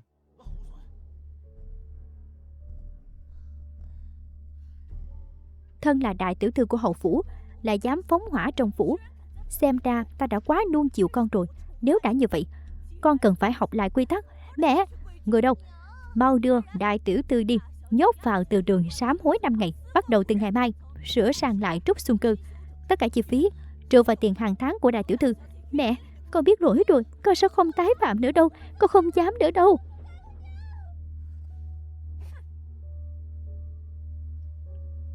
Muốn đấu với ta sao? Nhị tiểu thư, sao rồi, lấy được chưa? Theo ta đến trúc xung cư.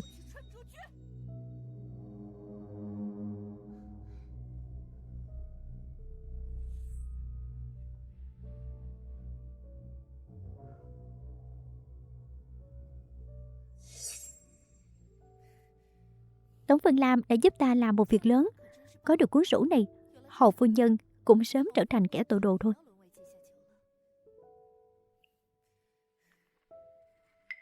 Đây, sao lại như vậy? Lẽ nào hầu phu nhân đã sớm biết ta sẽ lấy trộm sổ sách nên đã đánh tráo từ trước? Hầu phu nhân làm việc không chút sơ hở, e là cuốn sổ thực sự không ở trong phòng bà ta. Nhưng có thể thấy bà ta chắc chắn giữ một cuốn sổ. Chỉ cần chúng ta tìm được nó, những việc xấu xa bà ta làm năm xưa cũng sẽ bị vạch trần trước bàn dân thiên hạ. Hạnh Vũ, cảm ơn ngươi đã chịu giúp ta. Ai bảo chúng ta có chung kẻ thù chứ?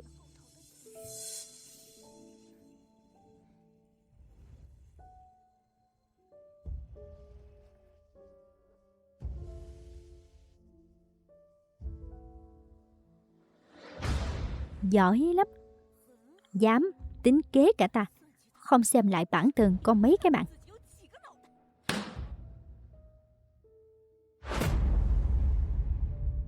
Các vị lần đầu đến phủ ta mà ta lại đưa ra một loạt đề thi, đúng là có chút thất lễ. Phản Yến, ta đặc biệt chuẩn bị đồ ăn hảo hạng cho mọi người, coi như ta tạ lỗi với mọi người. Mọi người cứ tự nhiên. Trưởng công chúa quá lời rồi, được người chỉ dạy là phúc phận của chúng thần. Đúng vậy. Nếu nói đến thất lễ, e là tỷ muội Tống gia mới là người cần tạ lỗi. Trưởng tỷ làm từ tướng quân tức ngất, còn thứ nữ là không hiểu lễ nghi. Triệu Tình, muội muội lỡ lời thôi mà. Nghe nói tỷ tỷ vừa bị cấm túc 5 ngày, sao tính tình vẫn còn nóng nảy như vậy? Cấm túc? Đúng vậy. Nghe nói mấy ngày trước hầu phủ bị hỏa hoạn, nơi bị cháy lại là phòng của nhị tiểu thư Tống gia nên mới bị phạt cấm túc. Ta nói này Vân Lam, lòng dạ ngươi hơi hẹp hòi đó. Gần đây trời hanh khô, hỏa hoạn cũng là thường tình. Quả nhiên trong lòng thái tử có mình. Cảm giác dân Lam mang lại sao lại khác xa hôm đó vậy chứ? Chắc hẳn các vị tiểu thư cũng khát nước rồi. Đếm tự nước mật hoa ta tự tay ủ đi. Tống nhị tiểu thư.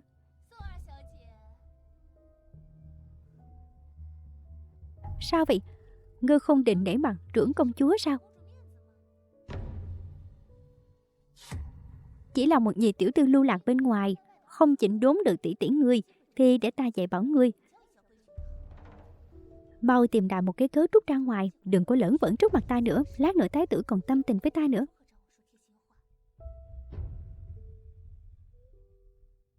Trưởng công chúa thứ lỗi, chuyện mấy ngày qua thực sự làm thần kinh hãi. Trong phòng đông người quá, tiểu nữ muốn ra ngoài hít thở không khí. Đi đi.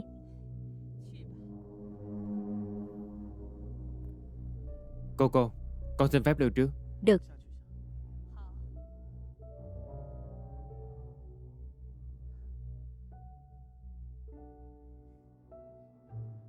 Tống tiểu thư, sao hôm đó mời đài có tái phát nữa không? Mê đấy. Giờ phút của trưởng công chúa, sau khi dùng Minh Nguyệt Sương đã không còn bị lại nữa. Hôm nay đừng có tham ăn nữa đó. Dân Lam của ngày hôm nay sao lại lạ lẫm quá vậy?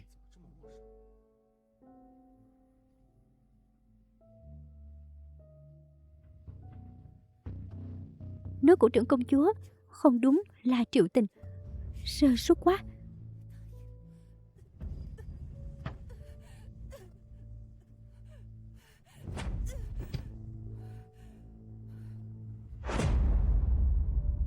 Tống tiểu thư, không biết vì sao ta luôn cảm thấy đã quen biết cô từ trước vậy. Điện hạ lại trêu chọc thần nữ rồi. Chúng ta mới gặp nhau tại buổi tiệc của trưởng công chúa thôi. Chẳng lẽ chúng ta đã từng gặp nhau trong mơ hay sao? Tống tiểu thư quả là người thú vị.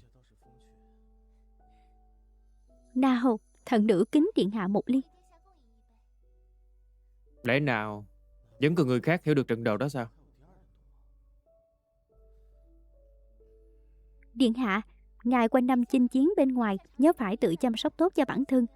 Lần này điện hạ trở về chắc không cần phải sống cuộc đời quân ngũ nữa nhỉ? Bệ hạ điều ngài trở về chắc là có quyết định quan trọng rồi. Tống tiểu thư, đừng tự ý bàn luận chuyện triều chính. Dân, Phân Lam lỡ lời rồi. Chỉ là tiểu nữ vẫn còn một câu hỏi. Điện hạ đã có cô nương nào trong lòng chưa?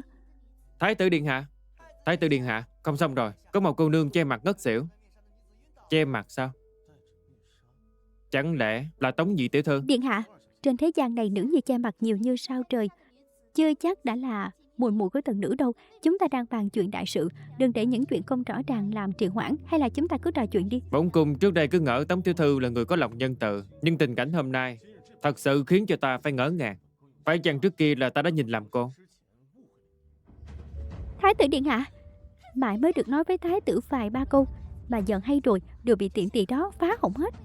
Đợi ta quay về sẽ cho ngươi biết đây. Tống nhị tiểu thư, Tống nhị tiểu thư.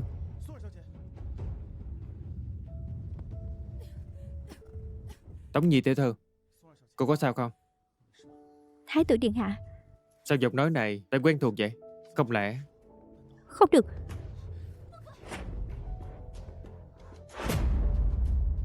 Thái tử điện hạ, không được tháo nó ra. Tống tiểu thư, cô đây là... Thái tử điện hạ, muội muội ta hướng nội, không muốn người khác thấy diện mạo, mong ngài lượng thứ cho.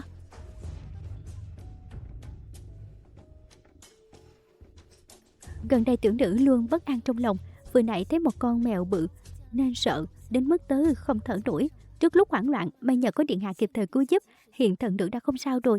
Tại đây đa tạ ơn cứu mạng của điện hạ. Sợ sao? Rõ ràng là trúng đầu. Hơn nữa giọng nói này. Không sao. Tống nhị tiểu thư có khó chịu chỗ nào không? Bổn cung cho gọi thấy y rồi. Hay là cô để ông ấy khám Ý cho? tố của trưởng công chúa đã bị thần nữ quấy nhiễu, trong lòng thần nữ vô cùng áy náy, thật sự không dám làm phiền điện hạ thêm nữa. Đúng vậy, điện hạ nhìn xem, nếu muội muội đã không sao, thần xin phép đưa muội ấy đi nghỉ để muội ấy bình tâm lại. Đây đã.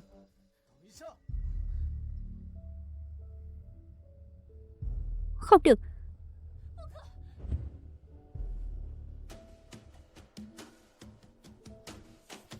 Diện mạo muội muội xấu xí, e sẽ làm điện hạ kinh động, mong ngài hãy thứ đuổi. Tống nhị tiểu thư, khuôn mặt của cô. Muội ấy. Phạm thái tử, thần tử từ nhỏ lưu lạc bên ngoài, nếm trải không ít khổ cực, nhan sắc càng không thể sánh được với tỷ tỷ, khiến thái tử chê cười rồi. Không sao. Cũng do ta nhất thời thất lễ, làm rơi màn che mặt của cô. Mong cô rộng lòng tha thứ.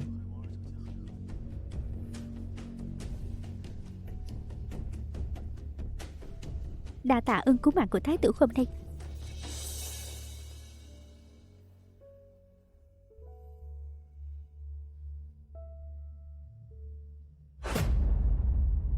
Còn tiện tiện này, ngươi có biết hôm nay đã gây ra chuyện lớn gì không? Trúng độc ngất xỉu, là còn ngay lúc ta và thái tử đang trò chuyện. Chẳng lẽ ngươi muốn tranh giành thái tử với ta? Thưa đại tiểu thư, đôi tỳ hôm nay đã uống nước triệu tình đưa, cảm thấy rất khó chịu, hơi thở dồn dập, thật sự không ngờ lại mạo phạm người về điện hạ, xin người minh xét. Ngươi muốn nói là ta vu oan cho ngươi sao? Đôi tỳ không dám mơ tưởng tiếp xúc với thái tử, không dám. Ta lại thấy người to gan lắm, nô tỳ.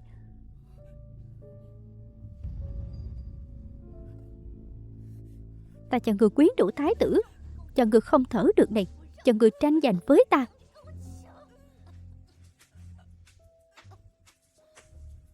Nô tỳ biết lỗi rồi, xin đại tiểu thư tha mạng.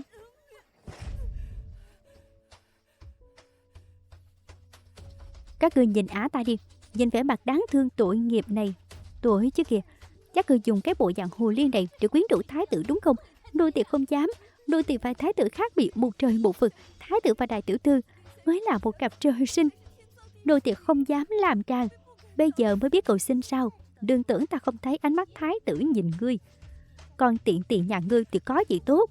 Dù bị ngã, thái tử vẫn bỏ mặt ta chạy đến cứu ngươi. Xem ra hôm nay nói mấy lời ngon ngọt không gạt nổi của ta rồi, có lẽ phải lôi Tiêu Cảnh Dục ra mới được. Đại tiểu thư, đều là lỗi của nô tỳ không nên phát ra bất kỳ âm thanh nào. Nếu người nhất quyết muốn xử tội nô tỳ cũng không một lời oán thán. Trước khi nô tỳ không còn nữa, phải hoàn thành ước hẹn giữa người và thái tử.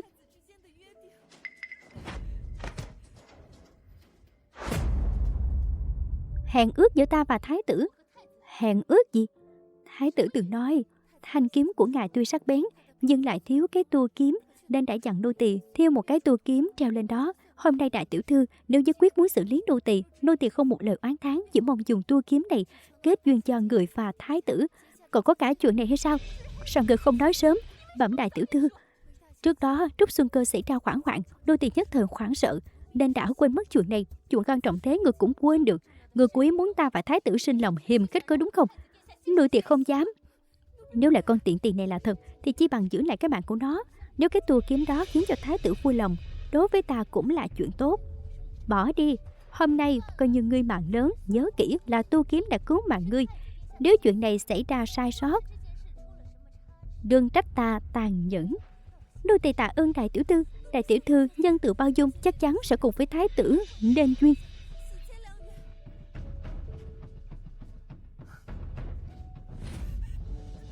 Ngươi phải nhớ kỹ cho ta, cái mạng hèn của ngươi là cho ta ban cho.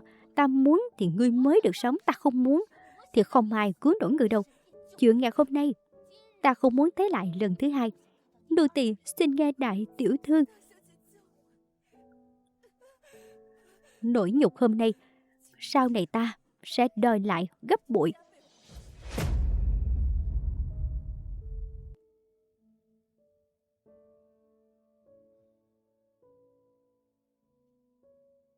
Thái tử điện hạ đang phiền lòng vì chuyện Tống nhị tiểu thư bị trúng độc sao?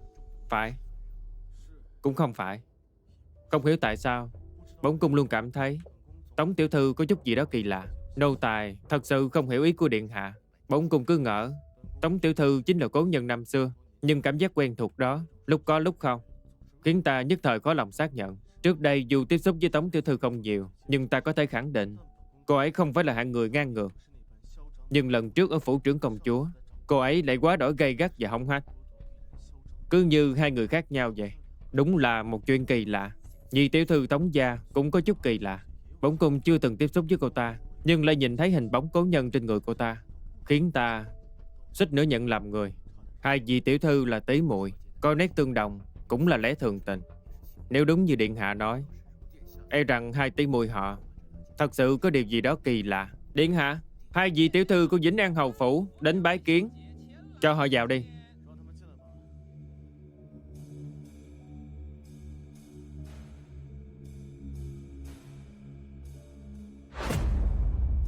Thần nữ bái kiến Thái tử điện hạ. Không cần câu nệ, đứng lên đi. Điện hạ xem, đây là tua kiếm thần nữ đặc biệt thêu tặng cho điện hạ, không biết điện hạ có thích không?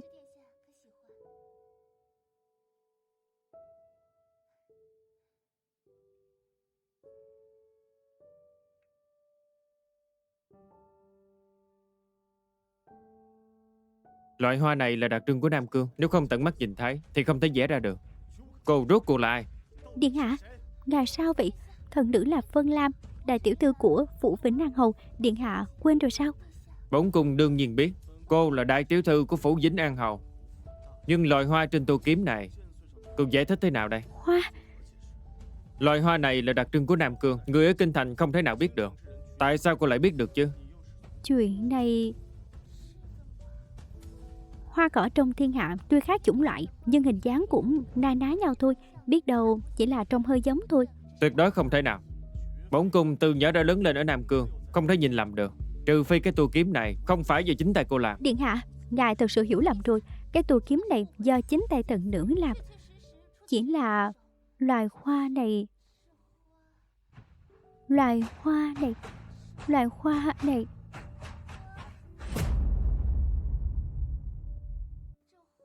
Tỷ, lúc trước tỷ đi học điều chế hương ở Nam Cương, chắc chắn đã từng thấy loài hoa này, chỉ là lâu rồi nên có lẽ đã quên.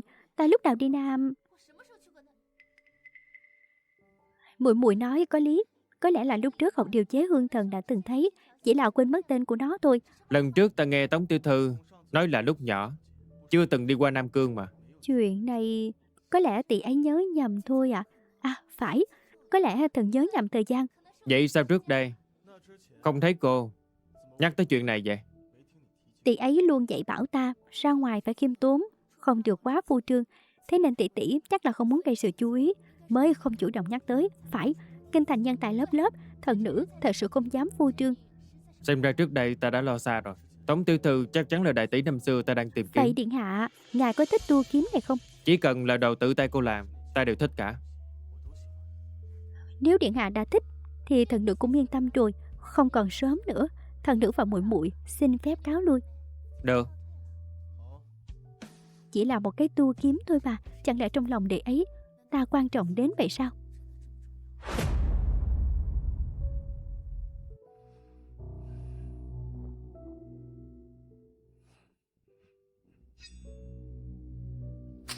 Việc ta giao cho ngươi điều tra, ngươi đã tra tới đâu rồi? Bẩm điện hạ, trước đây quả thật có lời đồn rằng trong hầu phủ có người từng đến Nam Cương, nhưng cụ thể thì vẫn chưa xác thực được. Chưa xác thực được sao? Một là vì chuyện này đã xảy ra từ lâu, hai là do trong Vĩnh An hầu phủ có người đã chuẩn bị trước để tránh bị người khác điều tra. Cũng chỉ là đến Nam Cương một chuyến, cũng không đến mức phải khiến cho hầu phủ phải rầm rộ che giấu như vậy chứ. Nhưng nếu là một tiểu thư chưa xuất giá đi tới Nam Cương thì quá là đáng để hao tâm tổn trí. Hơn nữa mùi hương trinh này có tác dụng an thần, giống hệt với mùi thuốc năm đó tỷ đã dùng để chữa thương cho ta. Giờ lại xác định được người của hầu phủ cũng từng đến Nam Cương, xem ra thân phận của tỷ đã có thể khẳng định được rồi. Được rồi, ngươi lui xuống đi. Dạ. Năm đó ta bị dây khốn, trọng thương khắp người. Chính tỷ đã cứu mạng ta. Lúc đó ta đã lập lời thề, đời này phải cưới được tỷ, vào đây được tương phùng. Ta nghĩ đây chính là ông trời đã ban ân cho ta. Nhìn bộ dạng vui vẻ của điện hạ, lão nô cứ ngỡ là hoa xuân đang nở rộ không thôi đó. Vậy sao? Ngươi đến đúng lúc lắm. Hôm nay ngươi hãy cùng ta tiến cung. Ta muốn bẩm báo với phụ hoàng về việc chọn thái tử phi.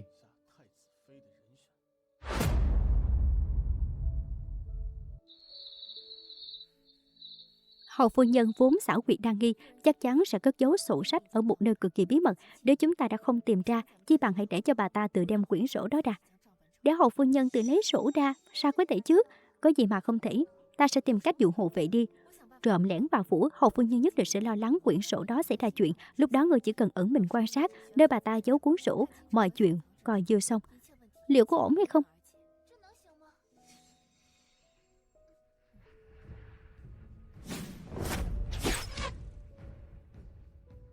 Có thích khách, mau đuổi theo. Phu nhân, không xong rồi. Hầu phủ có trộm. Mau thông báo cho thị vệ bắt lấy tên trộm đó.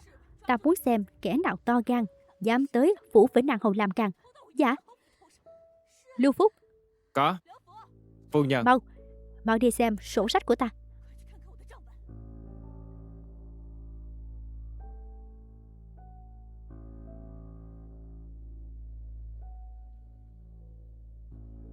Không sao là tốt rồi.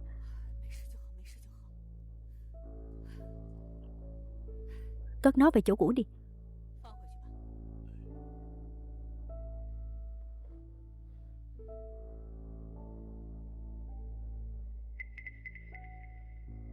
Đưa quyển sổ đó lại đây cho ta.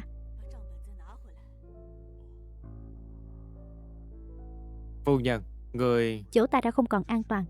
Kể từ ngày mai, quyển sổ này sẽ do người giữ bên mình. Nhớ kỹ, dù có chuyện gì xảy ra cũng không được để ai biết bí mật của quyển sổ này. Bằng không. Lão nô đã rõ.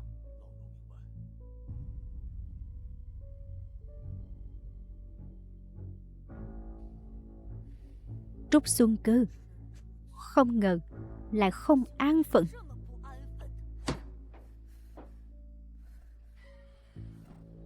Sao rồi? Tìm thấy rồi. Tô Phản Tình, ngươi đúng là gan hùm, dám làm loạn hầu phủ giữa đêm hôm. Đại tiểu thư, nô tỳ không hiểu ý của ngươi không hiểu sao? Kẻ trộm vừa náo loạn hầu phủ là ngươi đúng không? Hầu phủ tốt bụng nhận nuôi ngươi, không ngờ ngươi lại là cái mầm họa, khiến cho chúng ta chẳng yên ngày nào. Nô tỳ bái kiến hầu phu nhân. Nô tỳ không hiểu đại tiểu thư là có ý gì. Tối nay nô tỳ luôn ở Trúc Xuân Cơ, không biết bên ngoài đã xảy ra chuyện gì. Chuyện này liệu có hiểu lầm gì hay không? Cả hầu phủ chỉ có ngươi là người ngoài, thì sao hiểu lầm được? Hay đại tiểu thư cứ lục soát đi. Nếu tìm thấy thứ gì không nên có, nô tỳ nguyện lấy mạng tạ tội. Nếu không có bằng chứng, nô tỳ hy vọng người trả lại sự trong sạch cho nô tỳ. Chẳng lẽ ta lại vu oan cho ngươi sao?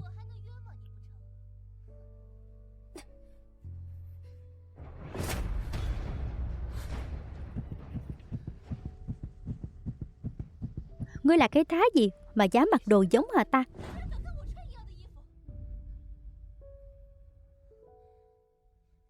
Phu nhân, đại tiểu thư đã lục soát xong xuôi rồi. Liệu có thể trả lại sự trong sạch cho nô tỳ hay không? Trong sạch.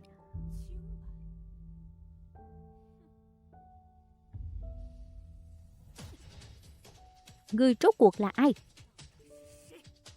Nô tỳ có rất nhiều thân phận, không biết người muốn hỏi cái nào. Ngươi là ai không quan trọng. Ta có thể chờ ngươi sống, thì cũng có thể xử lý ngươi.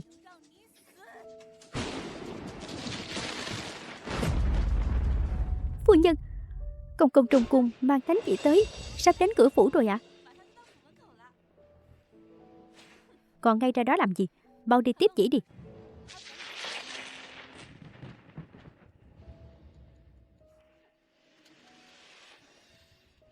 Phụng thiên thừa giận, hoàng đế chiếu giết, càn khôn định dị, âm dương hòa hợp, gia quốc hưng thịnh, nội trợ là trọng.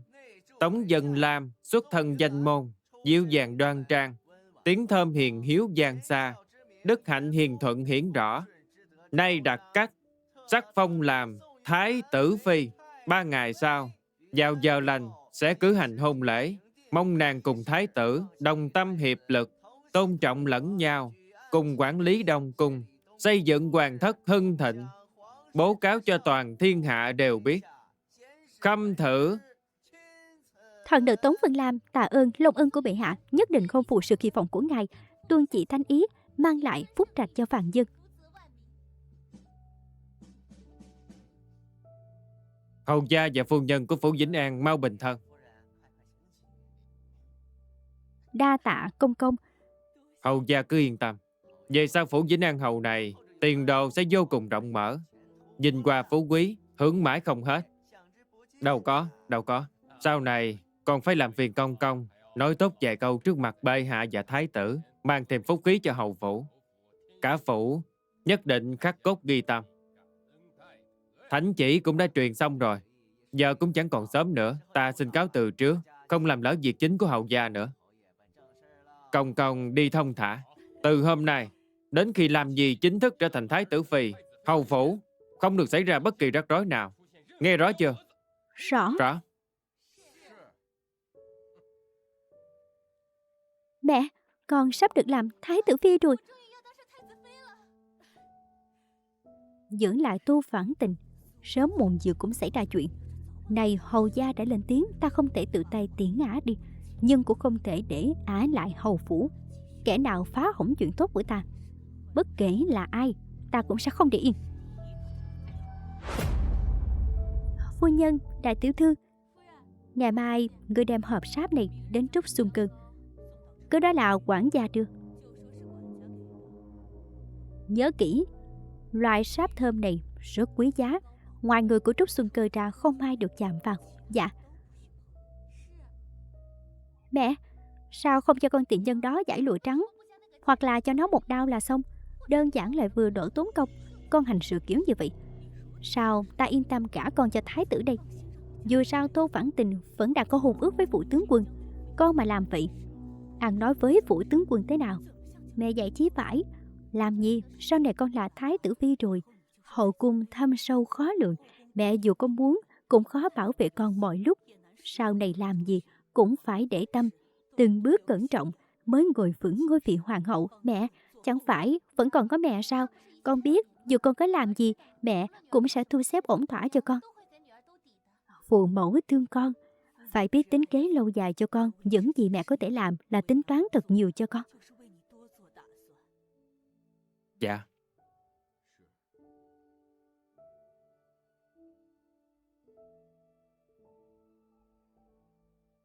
Mẹ, sao mẹ lại có nhiều ngân phiếu và khế đó vậy? Đây đều là mẹ khổ tâm trù tính bao nhiêu năm nay để tích góp cho con. Làm gì? Nữ nhân trên đời này, tiền bạc chính là cái gốc để đứng vững. Nếu không có phòng thân, đi đâu con cũng bị xem thường. Con từ nhỏ đã được mẹ cưng chiều. Sau này vào Đông Cung rồi, việc lớn nhỏ gì cũng cần dùng đến tiền. Đây chính là chỗ dựa mẹ dành cho con cứ cất cho kỹ. Mẹ, đối xử với con tốt quá, sau này con sẽ thật hiếu thảo với mẹ, để mẹ được hưởng vinh hoa phú quý. Tô Phản Tình đó, nếu đã muốn tự chuốc lấy họa thì mẹ sẽ thành toàn cho ả. Được ra đi ở hậu phủ cũng là phúc phận của ả rồi. Tô Phản Tình, Hy Xuân, sao ngươi lại tới đây chứ?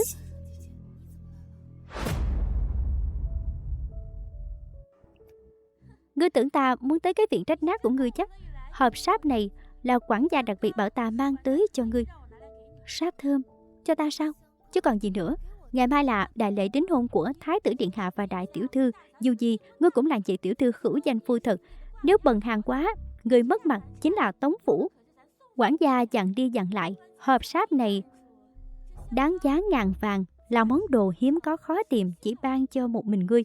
Không biết ngươi gặp được cái vận may gì nữa. Quản gia nói vậy từ sao? Còn giả rồi sao? Chẳng qua là việc có khuôn mặt giống đại tiểu thư thôi. Nếu không, với thân phận thấp kém như ngươi, sao được xài loại sáp thơm tốt thế này? Nằm mơ đi. Cầm lấy đi. Đúng rồi, ngày mai cả phủ đều bận tối mày tối mặt vì lễ đính hôn. Ngươi đừng hòng lười biếng, lát đi dọn phủ cho sạch. Nếu mà còn dám trốn việc, đừng có trách ta. Được, ta biết rồi.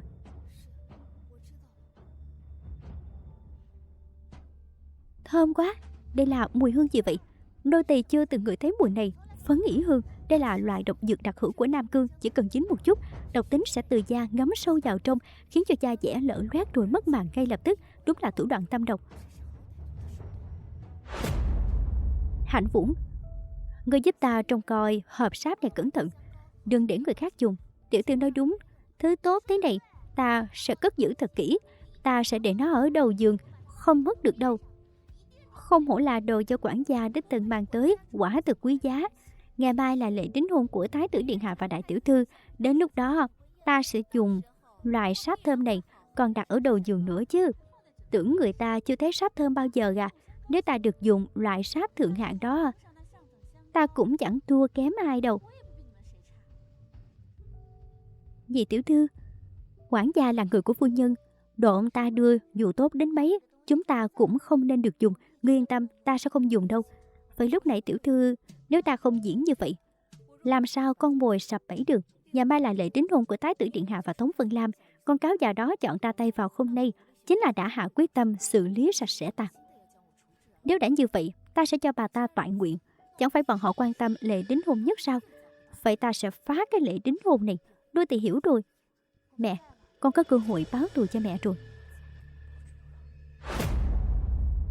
Lam Nhi.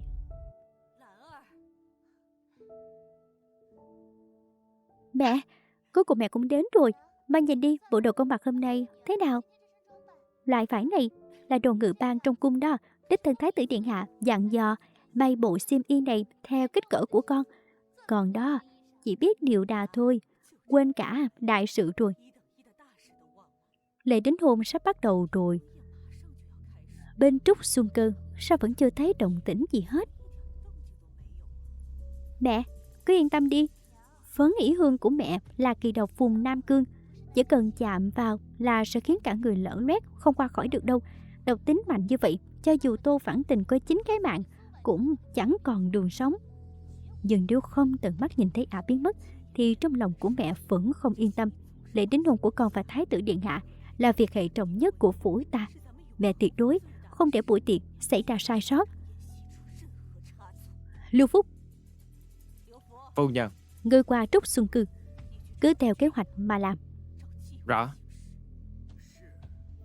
Được rồi, sắp tới giờ rồi, chúng ta đi đón khách thôi. Dạ.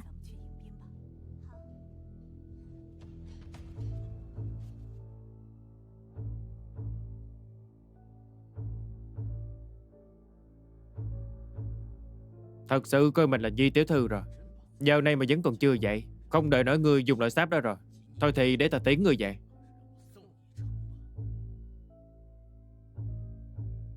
Nhận tiền thì phải giúp người ta trừ họa. Đại phu nhân sai ta tiễn ngươi đi, đành xin lỗi vậy. Ta sẽ tìm một mảnh đất phong thủy tốt, lo hậu sự cho ngươi. Tiểu thư,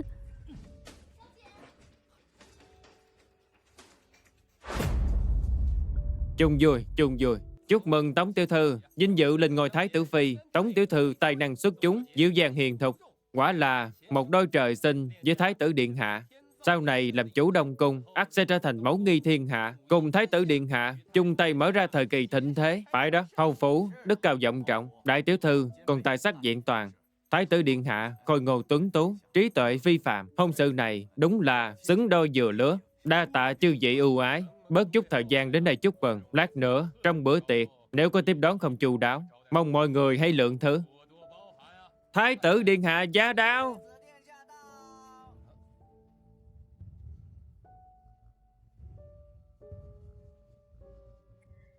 cùng Cùng nghênh nghênh Thái tử điện hạ. Hôm nay là ngày đại hỷ, hầu gia không cần phải quá gò bó. Tạ thái tử điện hạ đã thấu hiểu. Hôm nay nàng thật đẹp. Thái tử điện hạ chọc thần nữ mãi thôi. Bổn cung không bao giờ lừa dối ai, nhất là đối với nàng. Trong lòng bổn cung Nàng chính là nữ nhân xinh đẹp nhất thế gian. Sau bao nhiêu năm, cuối cùng ta đã có thể thực hiện lời hứa năm xưa, giữ vị trí Thái tử Phi cho nàng. Thái tử điện hạ. Không xong rồi. Thái tử điện hạ. Không xong rồi. Thái tử điện hạ. Nhị tiểu thư nhà ta mất rồi. Chuyện này là sao đây?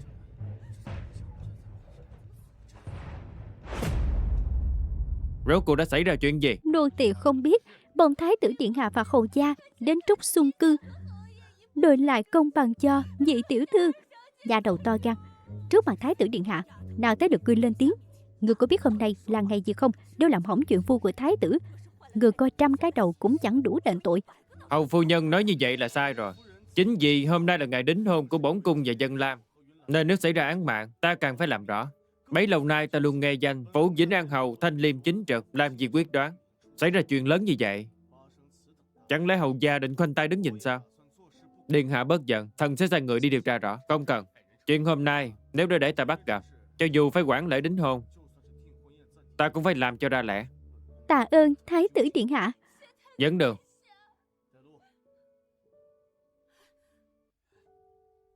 Đừng để ta ra đường. Các người bay ra chuyện này.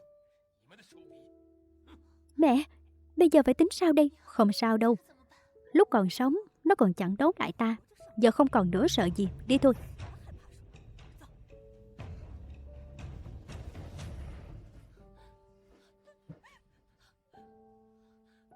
Nhị tiểu thư nhà ngươi bình thường sống ở căn phòng sơ sài thế này sao? Điện hạ không biết đó thôi. Bụi ấy trước đây vốn lưu lạc bên ngoài, đã quen với cuộc sống đạm bạc rồi. Đột ngột trở về hầu phủ, bụi ấy cũng không muốn sống quá xa hoa. Nhị tiểu thư, thái tử điện hạ, xin thái tử điện hạ đợi lại công bằng cho nhị tiểu thư. Hành Vũ, sao lại có nhiều người thế? Có chuyện gì vậy? Thái tử điện hạ, Tô Phản Tình, ngươi vẫn còn sống. Phải người trên giường kia lại.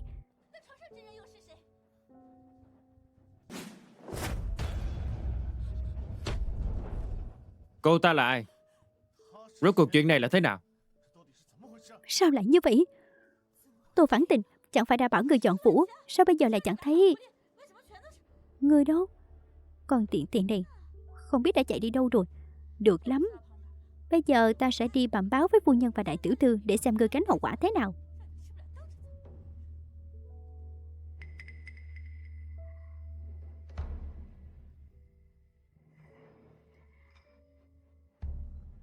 Một nô tỳ thấp kém như ngươi, sao xứng dùng loại sáp tốt như vậy chứ? Có dùng thì cũng phải là ta dùng trước.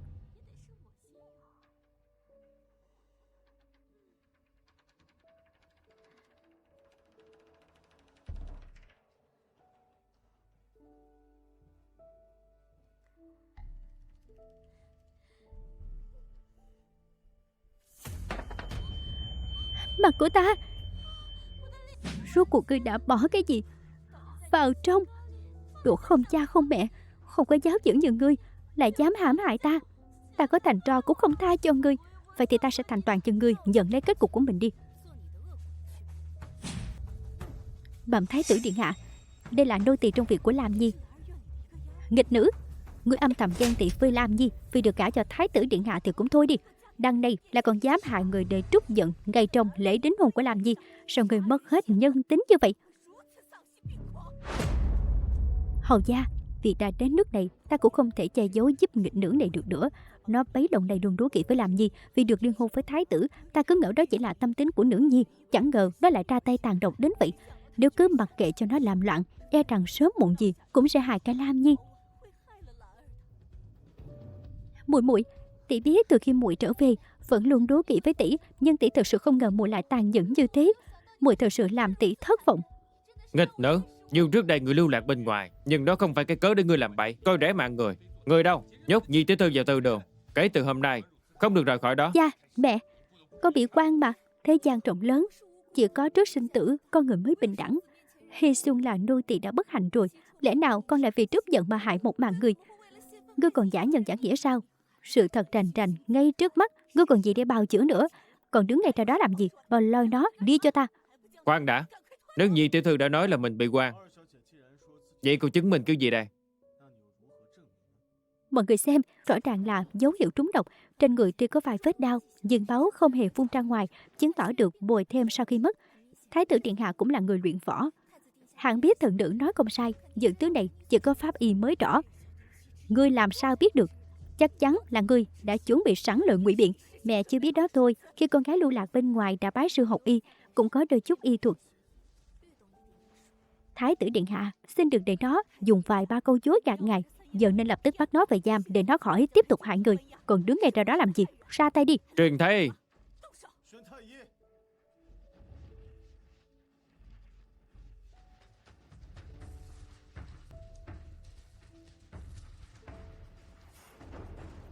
Thái tử điện hạ, Di thần có phát hiện trọng đại. Da của nạn nhân bị lở loét là do trúng một loại độc có tên là ý hương. Đây là loại độc đặc hữu của Nam Cương, ở kinh thành vô cùng hiếm thấy. Một khi tiếp xúc thì có thể thấm qua da, vào tận xương tủy, khiến da thịt lở loét, phát độc qua đời. Nam Cương sao? Đại tỷ vốn giỏi điều chế hương, lại từng đến Nam Cương. Lẽ nào loại độc này là do đại tỷ làm ra? Đó là sáp thơm của nhị tiểu thư mà, sao lại đây chứ? Hy Xuân bị lở loét da, không lẽ là do dùng sáp thơm này? Điện hạ, trong hộp sáp này có lượng lớn phấn ý hương. Nô tỳ này chắc chắn đã dùng nó nên mới phát độc qua đời. Nô tỳ hiểu rồi, kẻ trướng sao chuyện này chắc chắn là muốn hại nhị tiểu thư, chỉ là không cẩn thận nên mới hại nhầm Hy Xuân thôi. Ngươi im miệng cho ta, đâu đến lượt hại nhân như ngươi nói năng sằng bậy. Mẹ, hộp sáp này do quản gia của mẹ mang đến. Con thật sự muốn hỏi mẹ, gửi hộp sáp có độc cho con rốt cuộc là có ý gì? Người nói bậy bạ gì đó, ta gửi sáp cho ngươi khi nào? Mẹ cứ việc không tự nhận, chỉ cần gọi quản gia đến hỏi thì mọi chuyện sẽ rõ mà thôi. Mang quản gia đến đây cho ta. Chỉ có lôi quản gia vào cuộc, chuyện sổ sách mới có thể sáng tỏ. Mình phải nhân lúc Hy Xuân qua đời, làm cho chuyện này càng lớn càng tốt. Lão nô bái kiến thái tử điện hạ, bái kiến hậu gia, bái kiến phu nhân. Ta hỏi ngươi có nhận ra hộp sáp này không? Bẩm hậu gia, lão nô nhận ra.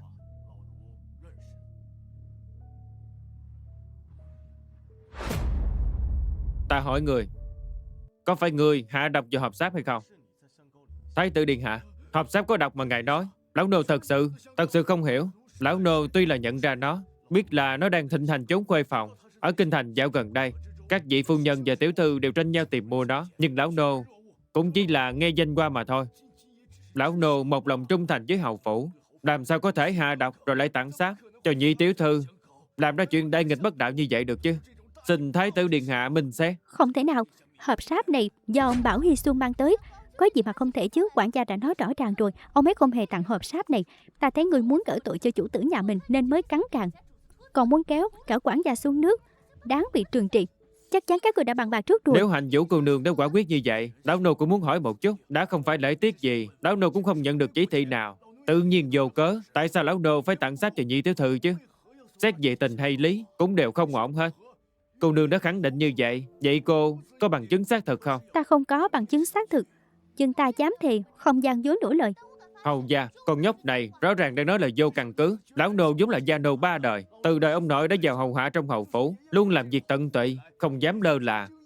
Chuyện bẩn thỉu như thế này không hề liên quan gì đến lão nô, chắc chắn là có kẻ gian hãm hại lão nô. Xin hầu gia hãy xem xét rõ ngọn ngành, rửa sạch oan khuất cho lão nô, trả lại sự trong sạch cho lão nô. Hầu gia, nghe thấy thế nào?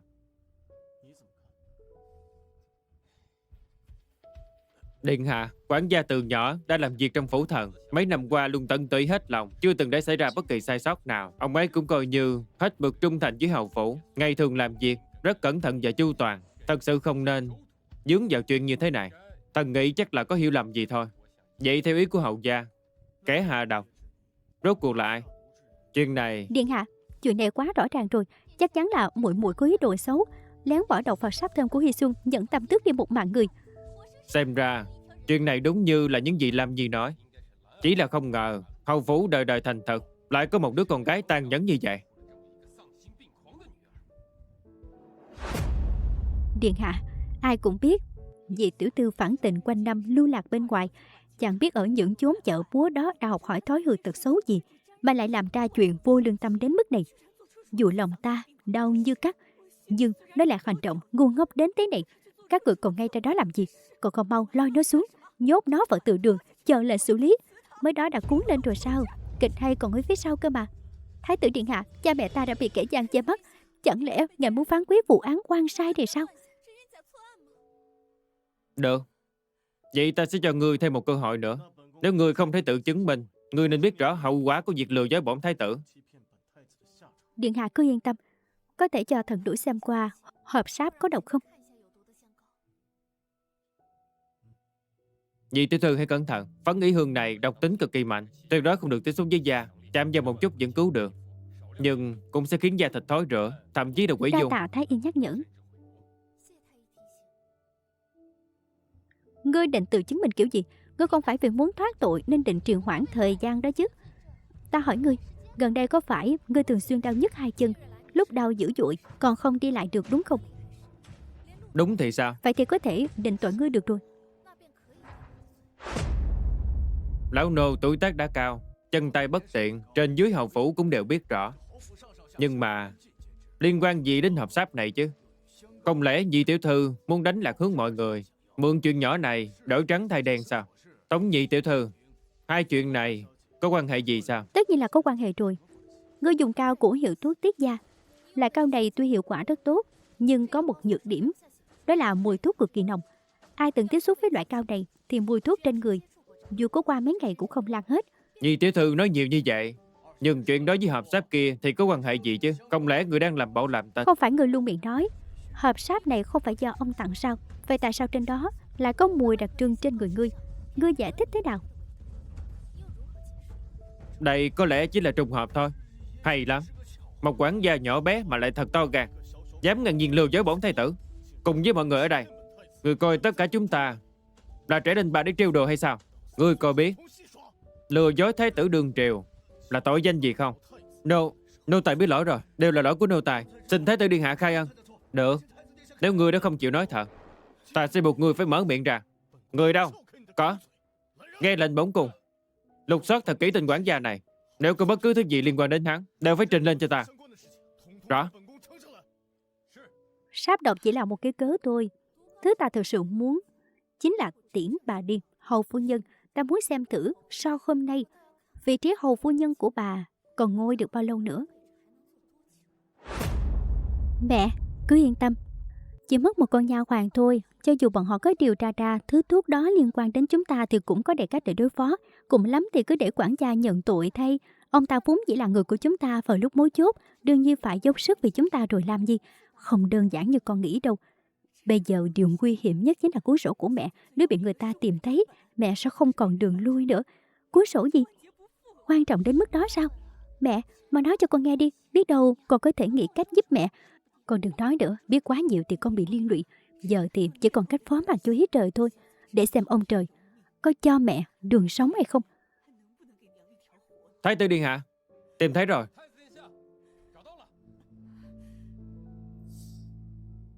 Thái tử điện hạ, trong phòng quản gia, thuộc hạ đã tìm thấy một cuốn sổ tại một nơi vô cùng kín đáo. Thuộc hạ thấy cuốn sổ này có gì đó rất lạ, xin điện hạ định đoạt. Mẹ, kịch hay sắp bắt đầu rồi. Sổ sách. Hầu gia, trong cuốn sổ này chắc là ghi chép chuyện của hầu phủ, hay là để ông tự xem đi cũng được.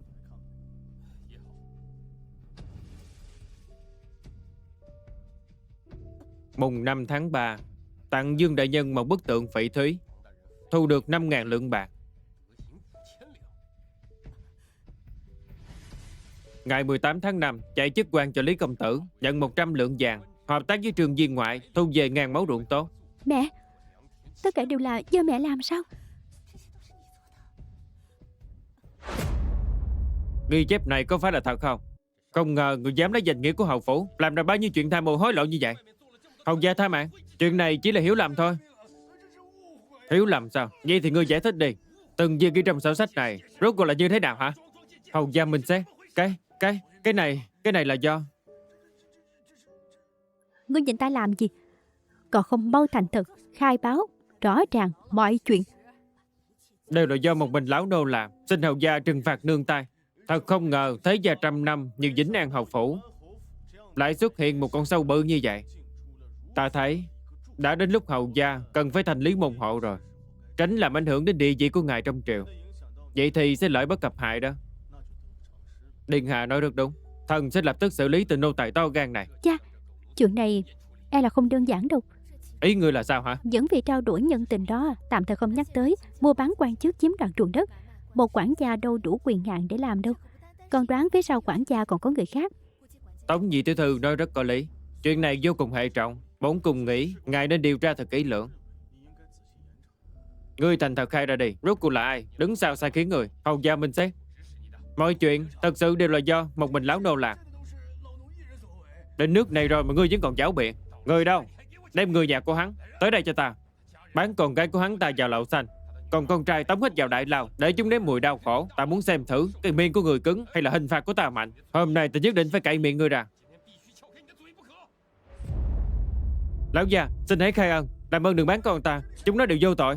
Ngài muốn phạt thì cứ phạt một mình ta thôi. Nếu người đã lo lắng cho an nguy của con cái, muốn bảo vệ chúng, thì tốt nhất nên thành thật khai báo, nói rõ đầu đuôi, ngọn ngành mọi chuyện. Đừng đến cuối cùng hồ đồ gánh tội thay cho người khác, đánh đổi tính mạng bản thân và cả gia đình một cách vô ích, không đáng đâu. Người lui xuống cho ta, ở đây làm gì có chỗ cho người lên tiếng mẹ. Có phải sau lưng quản gia vẫn còn người khác không? Ngươi đừng có nói năng bậy bạ. Tên nô tài này to gan lớn mật, dựa vào quyền thế của hầu phủ ra ngoài làm săn làm bậy, phạm phải trọng tội như vậy đúng là nỗi nhục của hầu phủ. Nếu không phạt nặng, khó nguôi lòng dân, cũng khó giữ gia quy của hầu phủ. Người đâu? Mau lôi tên nô tài này xuống, xử lý ngay tại chỗ, làm gương cho kẻ khác, để xem sau này còn ai dám phá hoại danh tiếng hầu phủ. Khoan đã, ngươi hãy mở to mắt mà nhìn cho kỹ. Trong mắt chủ tử ngươi chỉ là một con cờ có thể vứt bỏ bất cứ lúc nào. Nếu ngươi một mình nhận tội, chắc chắn sẽ rơi vào cảnh nhà tan cửa nát. Chẳng lẽ ngươi muốn trơ mắt nhìn thê tử con cái của mình bị đẩy vào đường cùng sao? Bây giờ chỉ có nói ra sự thật, khỏa mang mới bảo toàn cho gia đình. Đừng có ngốc nữa, đừng để sự hồ đồ nhất thời gây ra đại họa không thể cứu vãn. Ngươi nói cái gì? Chuyện này đã quyết định rồi, mà lôi hắn xuống cho ta. Ta nói, tất cả đều là do phu nhân sai khiến. Lão gia, tất cả đều là lời nói một chiều của lão tặc này. Ta không hề biết những chuyện này, không phải do ta làm. Hầu gia, đây là ân tín nội phủ của phu nhân. Hầu gia nhìn qua là biết những gì lão nô nói là thật hay giả. Tiêu rồi, tiêu tan hết rồi. Ta đã thắc mắc tại sao quản gia lại có quyền lực lớn như vậy. Hóa ra bấy lâu nay đều là do bà đứng sau sai khiến. Ta chỉ hỏi bà một chuyện thôi, làm gì có biết chuyện này hay không? Là do một mình ta làm gì không biết gì hết. Đến nước này rồi bà vẫn không để liên lụy đến làm gì, coi như bà còn có chút lương tâm. Người đâu? Cấm túc phu nhân trong viện của bà ta. Nếu không có lệnh của ta, không được phép rời khỏi đó nửa bước. Ngoài ra, kể từ nay tước bỏ thân phận phu nhân hầu phủ của bà ta. Hầu phủ không chứa chấp hạng người bãi quả gia phong. Rõ? Lão gia, tất cả đều có nỗi khổ tâm. Lão gia, làm gì vô tội, ông đừng làm liên lụy Lam Nhi. Sự vẻ vang trước kia của phu nhân đã tan thành mây khói rồi. Bây giờ đại thế đã mất, bà cũng chỉ là phế vật thôi. Bao năm qua ta đã phải thay tên đổi họ để báo thù, chịu đựng mọi bắt nạt trong hầu phủ. Nhưng từ giờ mọi chuyện sắp kết thúc rồi. Ta sắp có thể thay mẹ mình báo thù rửa hận rồi. Cho bà nếm thử mùi vị bị ruồng bỏ, tuyệt vọng không nơi nương tựa. Biểu hiện hôm nay của Tống nhị tiểu thư so với bình thường khác nhau một trời một vực. Chẳng lẽ trước kia đều là cô ta giả vờ sao?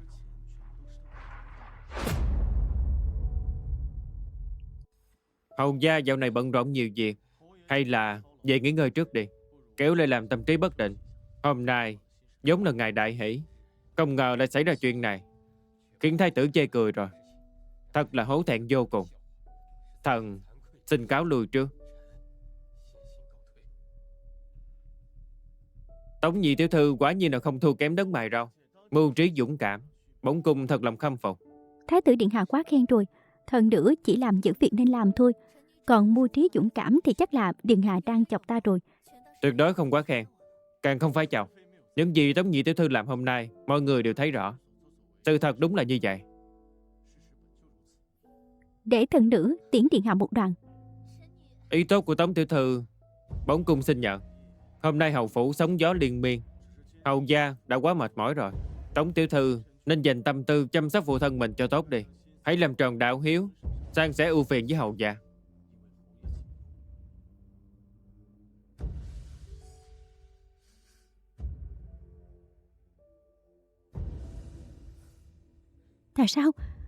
Tại sao Thái tử điện hạ đối xử lạnh nhạt với ta, nhưng khi nói chuyện với con tiện nhân Tô Phản Tình lại dịu dàng khác thường?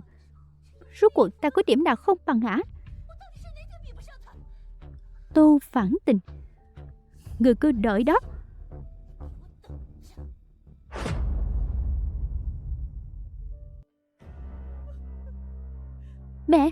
Mẹ, sao mẹ lại ra nông nỗi này? Làm gì? Trên dưới hầu phủ này có ai mà không định bợ hám lợi đâu. Giờ mẹ đã không còn là phu nhân hầu phủ, quyền thế hào nhoáng đều tan biến. Những người trước kia tươi cười chào đón, giờ đều tìm cách tránh mặt. Đến cả hạ nhân cũng dám tỏ thái độ với mẹ. Thói đời bạc bẽo này mẹ đã nếm trải đủ cả rồi. Mẹ tuyệt đối đừng nản lòng. Mẹ quên rồi sao? Con vẫn còn hôn ước với Thái tử điện hạ. Chỉ cần con thành thân với ngài, trở thành Thái tử phi, thì vinh hoa phú quý hưởng không hết, nắm trong tay quyền lực ngút trời. Tới lúc đó con xem ai dám ăn hiếp mẹ. Con nhất định sẽ trầm trụ đón mẹ ra khỏi đây, bắt những kẻ từng ức hiếp mẹ, coi thường mẹ, tất cả phải tới đây tạ tội. Làm gì? Con gái ngoan, mẹ vì muốn con ngồi lên vị trí Thái tử phi mà tính toán hết nửa đời người, tốn biết bao tâm tư, chịu biết bao khổ cực. Con đều thấy cả bà. Chúng ta đã đi quá lâu rồi, không thể để hỏng. Con nhất định đừng để mẹ thất vọng. Mẹ, vị trí Thái tử phi từ đầu đã định sẵn là của con. Bất kể có gặp trở ngại gì, con vẫn sẽ gả vào Đông Cung. Đến lúc đó cả hầu phủ đều phải trông cậy vào con. Con sẽ không phụ lòng mong mỏi của mẹ. Con gái của mẹ lớn thật rồi. Thôi được rồi, con mau đi đi. Giờ chỗ này là cấm địa, tạm thời con đừng tới nữa. Cứ đợi khi con vào Đông Cung, rồi chúng ta tính kế lâu dài. Dạ, tất cả đều nghe mẹ.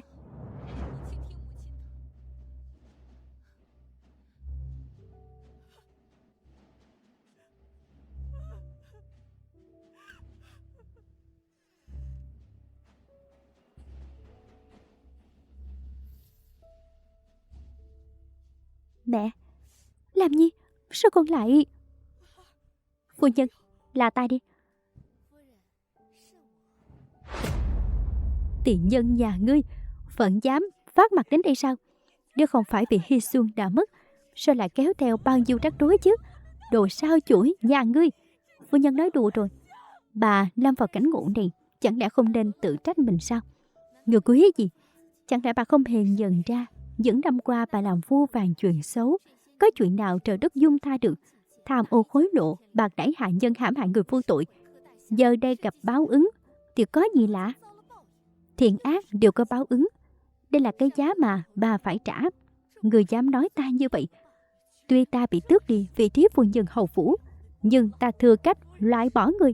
Phu nhân nghĩ chuyện bà tham ô hối lộ bị phát giác chỉ là tình cờ à? Người có ý gì? Chẳng lẽ đều là do ngươi sắp đặt, đến giờ bà mới hiểu ra thì hơi muộn rồi. Còn tiện tiền này, ta có lòng tốt thu nhận ngươi, ngươi lại cắn người ta.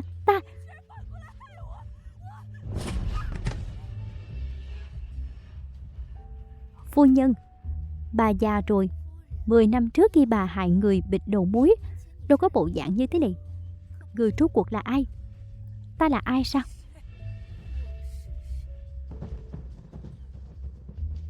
Người rốt cuộc là ai? Phu nhân còn nhớ Hà Liên, thị nữ vô tội bị các người hạ độc. Ngươi là tạp chủng năm xưa, ở bên cạnh con tiện nhân kia. Ngươi trở lại rồi.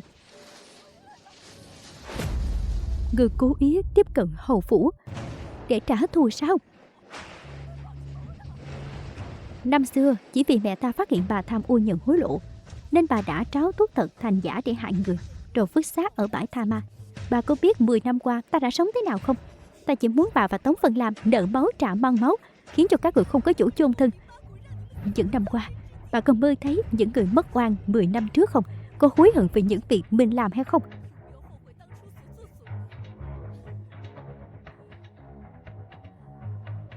Người mất oan sao? Đó chỉ là một tỳ nữ thấp hèn thôi. Mất rồi thì thôi. Ta chỉ hối hận lúc đó không tiễn luôn tiểu tiện nhân nhà ngươi đi cùng.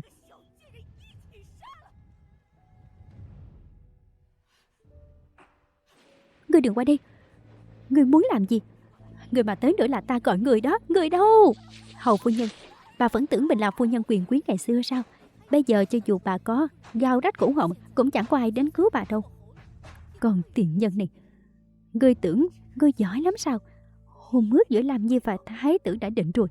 Giờ Lam Nhi làm chủ Đông Cung, ta sẽ bảo nó thủ tìm ngươi đầu tiên. Hôn ước? Bà thật sự nghĩ ta sẽ để Tống Vân Lam gả cho thái tử sao? Ngươi muốn làm gì? Làm gì ư? Tất nhiên là dùng khuôn mặt này để thay thế con gái của bà, gả cho thái tử và trở thành thái tử phi rồi. Ngươi dám? Vậy thì chúng ta cứ chờ xem. Giờ thì bà không cần lo lắng nữa. Xuống địa ngục sám hối với mẹ ta đi.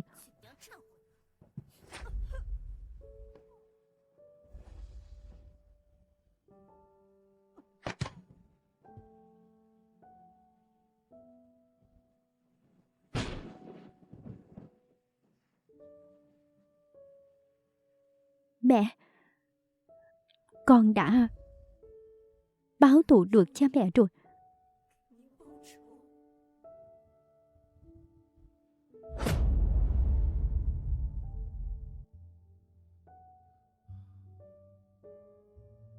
Sao rồi công công? Điện hạ yên tâm.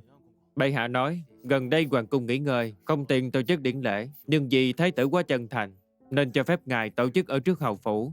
Đợi nghỉ ngơi xong sẽ chọn ngày lành để đại hôn. Đa tạ phu hoàng. Vậy thì tốt quá. Khi bổn cung được dân Lam cứu mạng, đã thầm lập lời thề sau này nhất định phải cưới nàng làm vợ. Nay tâm nguyện sắp đạt thành, trong lòng bổn cung vô cùng vui sướng. Dạ, phiền công công rồi.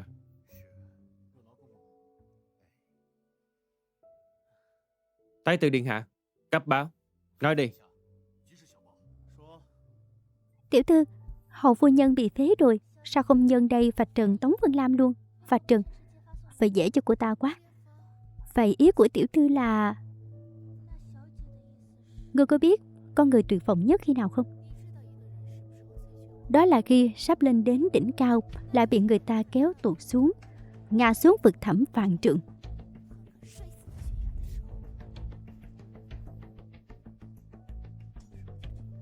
Hôm nay là ngày thành thân của ta và thái tử, vốn chỉ là ngày đại hỷ.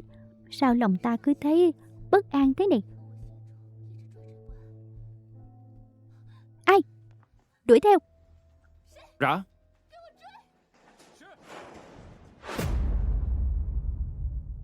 Ý người là con tiện nhân đó muốn nhân đại hỷ hôm nay lén bỏ thuốc vào chén của thái tử, lấy giả tráo thực. Có thật không? Nô tỳ không dám nói bậy. Xin đại tiểu thư minh xét, một con tiện tỳ cũng dám tư tưởng đến thái tử hay sao? Không biết trời cao đất dày là gì. Nếu đã như vậy, ta sẽ cậy ông đập lưng ông. Lát nữa tìm cơ hội, ta muốn ngươi bỏ thuốc vào chén của thái tử. Chẳng phải thích thái tử sao? Phải ta sẽ cho tận mắt chứng kiến thái tử và ta ân ái. Dạ. Chút nữa ta sẽ dỗ thái tử cùng uống rượu. Ngươi hãy lén bỏ thuốc vào chén của ngài ấy. Nếu xảy ra sai sót, ta sẽ khiến cho ngươi phải trả giá đắt. Rõ.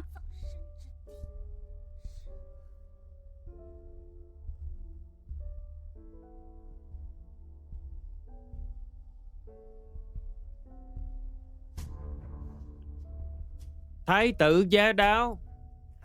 Điện hạ, ngài tới rồi. Thái tử điện hạ, cấp báo. Nói đi. Phủ Vĩnh An Hầu quả thực có một người từng đến Nam Cương, nhưng không phải Tống đại tiểu thư, mà là Tống nhị tiểu thư.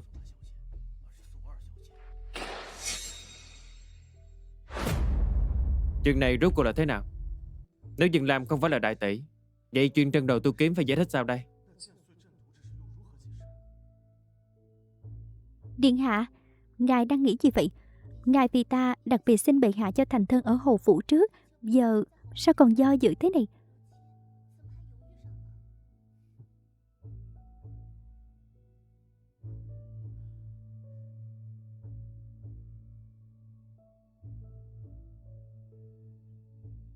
Điện hạ, không thể để lỡ giờ lành, hay là hai ta cùng uống một ly trước?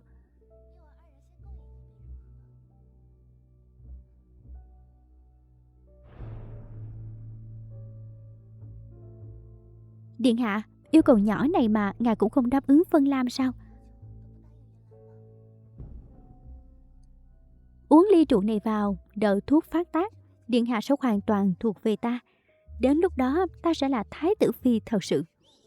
Tô Phản Tình, mộng đẹp của ngươi sắp tan tành rồi.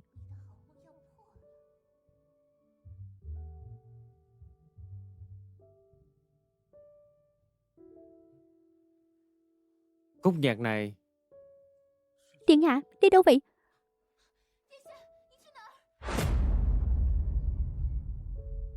Ta bị làm sao thế này?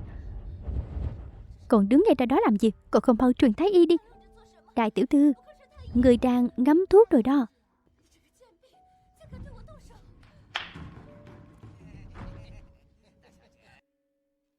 đại tiểu thư, mạo phạm rồi.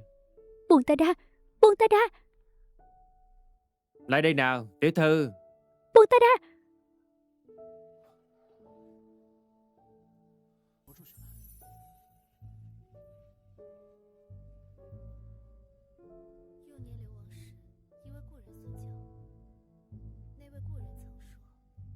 Bản nhạc này cô học được từ đâu?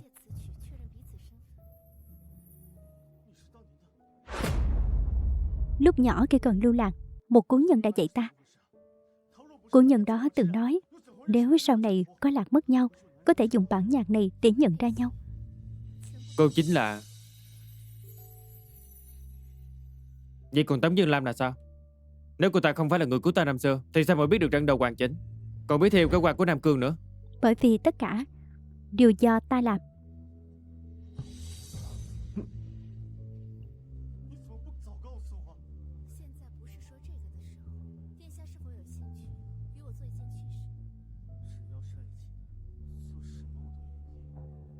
Nàng, sao nàng không nói cho ta biết sớm hơn? Hiện không phải là lúc nói chuyện này. Điện hạ liệu có hứng cùng ta? Chỉ cần được ở bên nàng, làm gì ta cũng nguyện ý. Hầu gia, sao ngài lại ở đây? Lại Ta- đây. Tiểu thư, đến đây tiểu thư. Mạnh lên. Cái gì vậy? Đừng đi mà.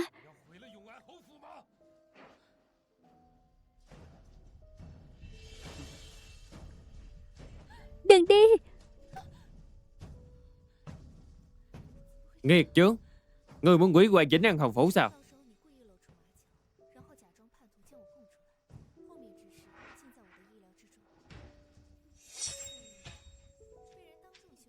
Sao có thể như vậy? Đến lúc đó, ngươi cố tình để lộ sơ hở, giả vờ làm kẻ phản bội khai ta ra, rồi sau đó đều nằm trong dự tính của ta. Tống Vân Lam, cảm giác bị sỉ nhục trước đám đông cũng không tệ nhỉ, chỉ là không biết người có thích không thôi. Cha, con vô tội mà, con thật sự vô tội mà.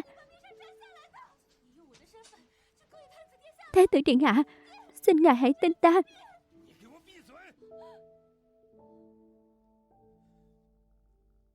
Khăn che mặt của người đâu, ai cho phép ngươi tháo ra? Ngươi đã dùng danh phận của ta để quyến rũ thái tử hả? Cha, bà coi con tiện tiện này. Người im miệng cho ta.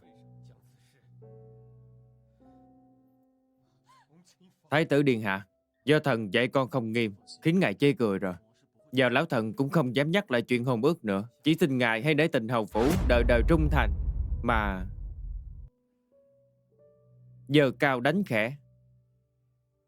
Hầu gia yên tâm, Bổng Dương sẽ không hủy bỏ hôn ước với hầu phủ đâu. Điện hạ, ý ngài là sao?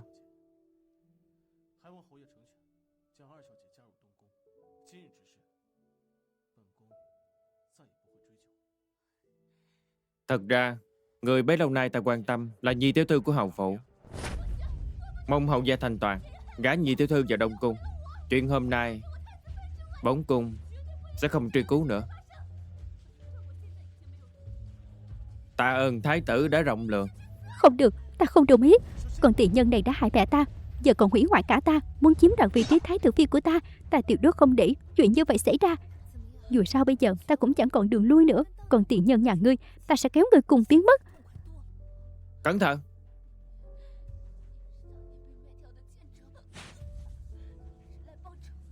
Thế nào? Tuyệt vọng rồi chứ? So với sự tuyệt vọng của mẹ ta năm xưa, ngươi vẫn còn thoải mái chán. Ngươi chính là tiện chủng bị bán đi năm đó. Ngươi đến trả thù sao? Đến giờ mới biết liệu có hơi muộn hay không. Mẹ ta cũng là do ngươi hại. Ta chẳng qua chỉ công khai tội ác của mẹ ngươi cho thiên hạ biết, và ta đang nhận báo ứng thôi. Đồ tiện nhân nhà ngươi! Đồ tiện nhân nhà ngươi!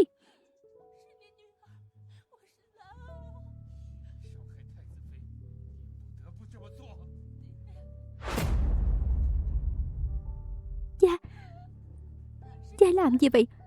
Cô là con gái của cha mà. Cô là Lam Nhi mà. Vì còn cố tình mưu hại thái tử phi nên cha buộc phải làm như vậy. Cha!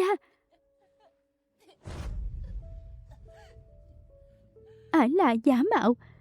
Ả chỉ là nghiệt chủng do tiện tỳ sinh ra thôi, không xứng làm thái tử phi. Cha! Cha!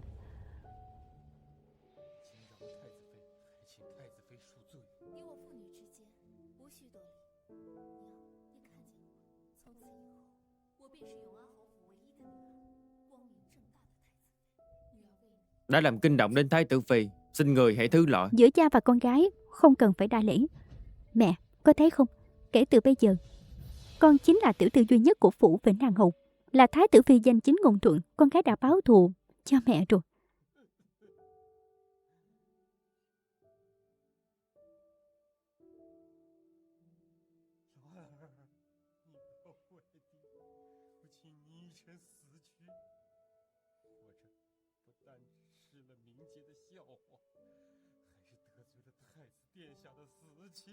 Làm gì? Con đừng trách cha. Bây giờ con đã rơi vào thế bí rồi. Nếu sống tiếp, không chỉ là trò cười vì mất đi danh dự, mà còn là nước cờ trắng lối vì đã đắc tội với thái tử. Hầu phủ vừa mới bị liên lụy vì mẹ của con. Bây giờ bảo vệ cho Tô Giảng Tình mới là con đường sống duy nhất cho hầu phủ.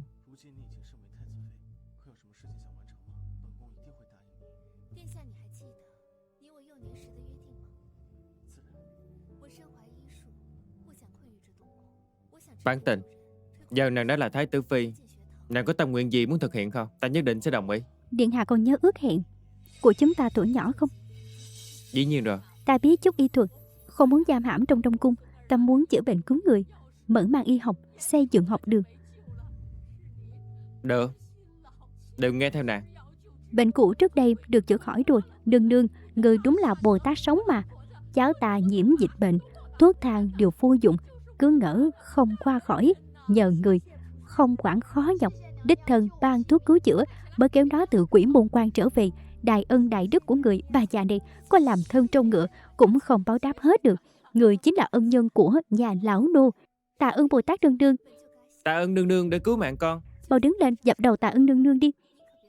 Tạ ơn nương nương, mau đứng dậy đi. Đứng dậy, tạ ơn nương nương, tạ ơn nương nương. Tạ ơn nương nương. Lão phu nhân mau đứng lên. Lão phu nhân là người thầy thuốc, vốn dĩ nên có lòng nhân từ. Cứu người là bổn phận của ta. Người đừng quá để tâm chuyện này. Có một thái tử phi nhân từ như người, là ông trời có mắt, là phúc phận cả đời của đám dân thường chúng ta. Bồ Tát nương nương, con từng nghe người nói sẽ mở tiền lệ cho nữ nhi tham gia khoa cử. Có phải sau này con có thể cùng với tiểu hổ theo tiên sinh học thật nhiều kiến thức không ạ? Tuyệt quá, tỷ tỷ cũng được đến trường với con rồi. Nương nương, trẻ con không hiểu chuyện, toàn nói sằng bậy. Người đừng để bụng. Nha đầu này, từ cổ chí kim, việc phá bỏ tiền lệ đều phải trả giá bằng cả mạng sống. Đừng làm khó nương nương nữa. Con yên tâm, ngày đó sẽ sớm đến thôi. Một khi ta đã hứa thì tuyệt đối không nuốt lời. Dù chặng đường phía trước có đầy gai góc, có muôn vàn trở ngại, ta cũng sẽ vượt mọi chông gai, để hàng vạn nữ tử trong thiên hạ đều có thể hiên ngang bước vào học đường, có chữ để học, có sách để đọc, đều có cơ hội thay đổi vận mệnh.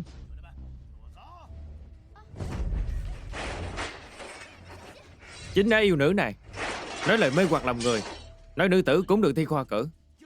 Quy tắc của tổ tiên không thể bị ả ta phá hỏng được. Các huynh đệ, đạp cho ta. Phu nhân cẩn thận.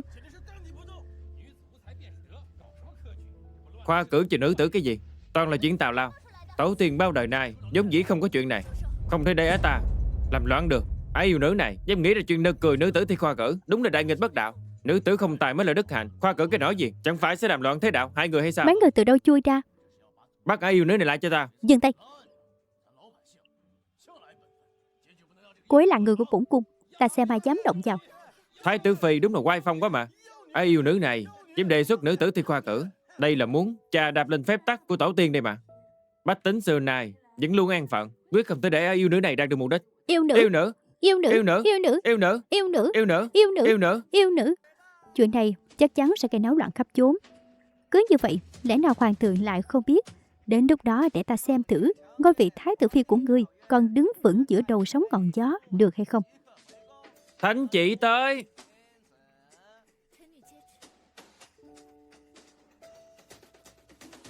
Phụng Thiên thừa giận, hoàng đế chiếu giết, tuyên thái tử phi Tô Vãn Tình lập tức hồi cung, không được chậm trễ. Khâm thử. Thần được tiếp chỉ.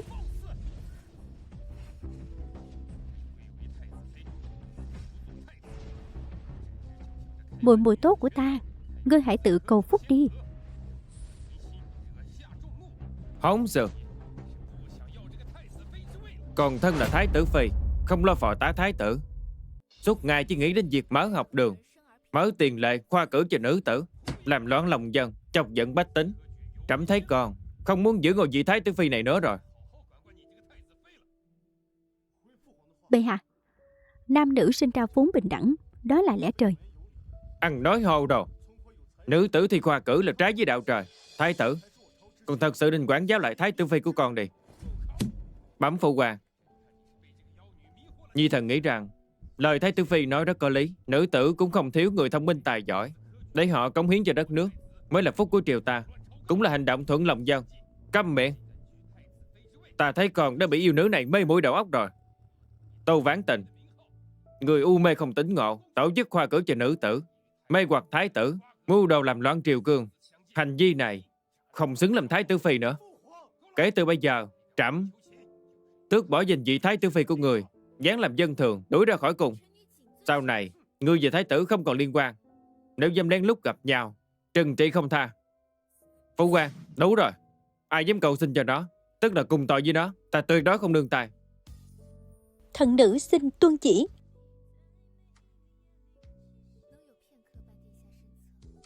Phụ quan,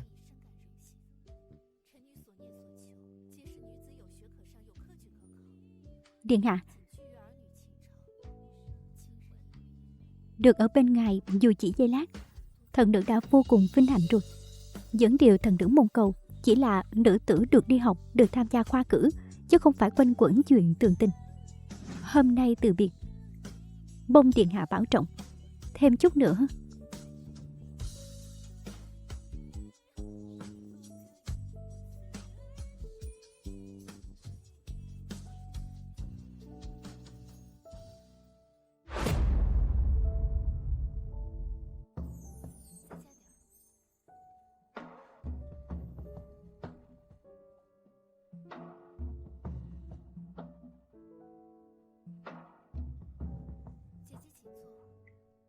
Thêm chút nữa.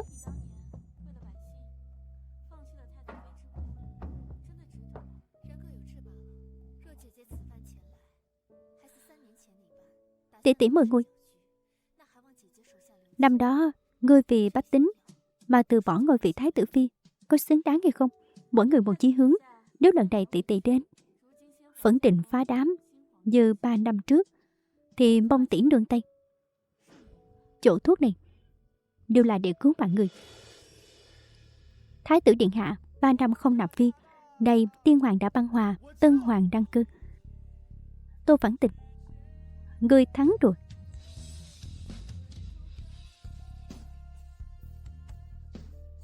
Hoàng thượng giá đáo.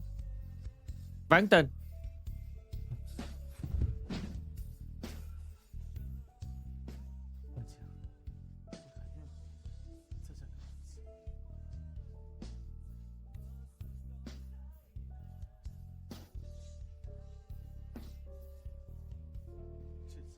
Vãn Tình, nàng còn nguyện ý gả cho trẫm lần nữa không?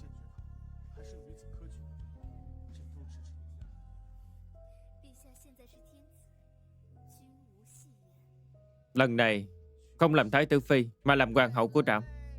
Cho dù là xây dựng học đường hay tổ chức khoa cử cho nữ tử, trẫm đều ủng hộ nàng. Điện hạ bây giờ là thiên tử, vua không nói đùa. Vua không nói đùa. Thái tử phi Tô Vãn Tình, lòng mang thiên hạ, khai sáng đức độ, nay sắc phong làm hoàng hậu, nhập chủ Đông Cung.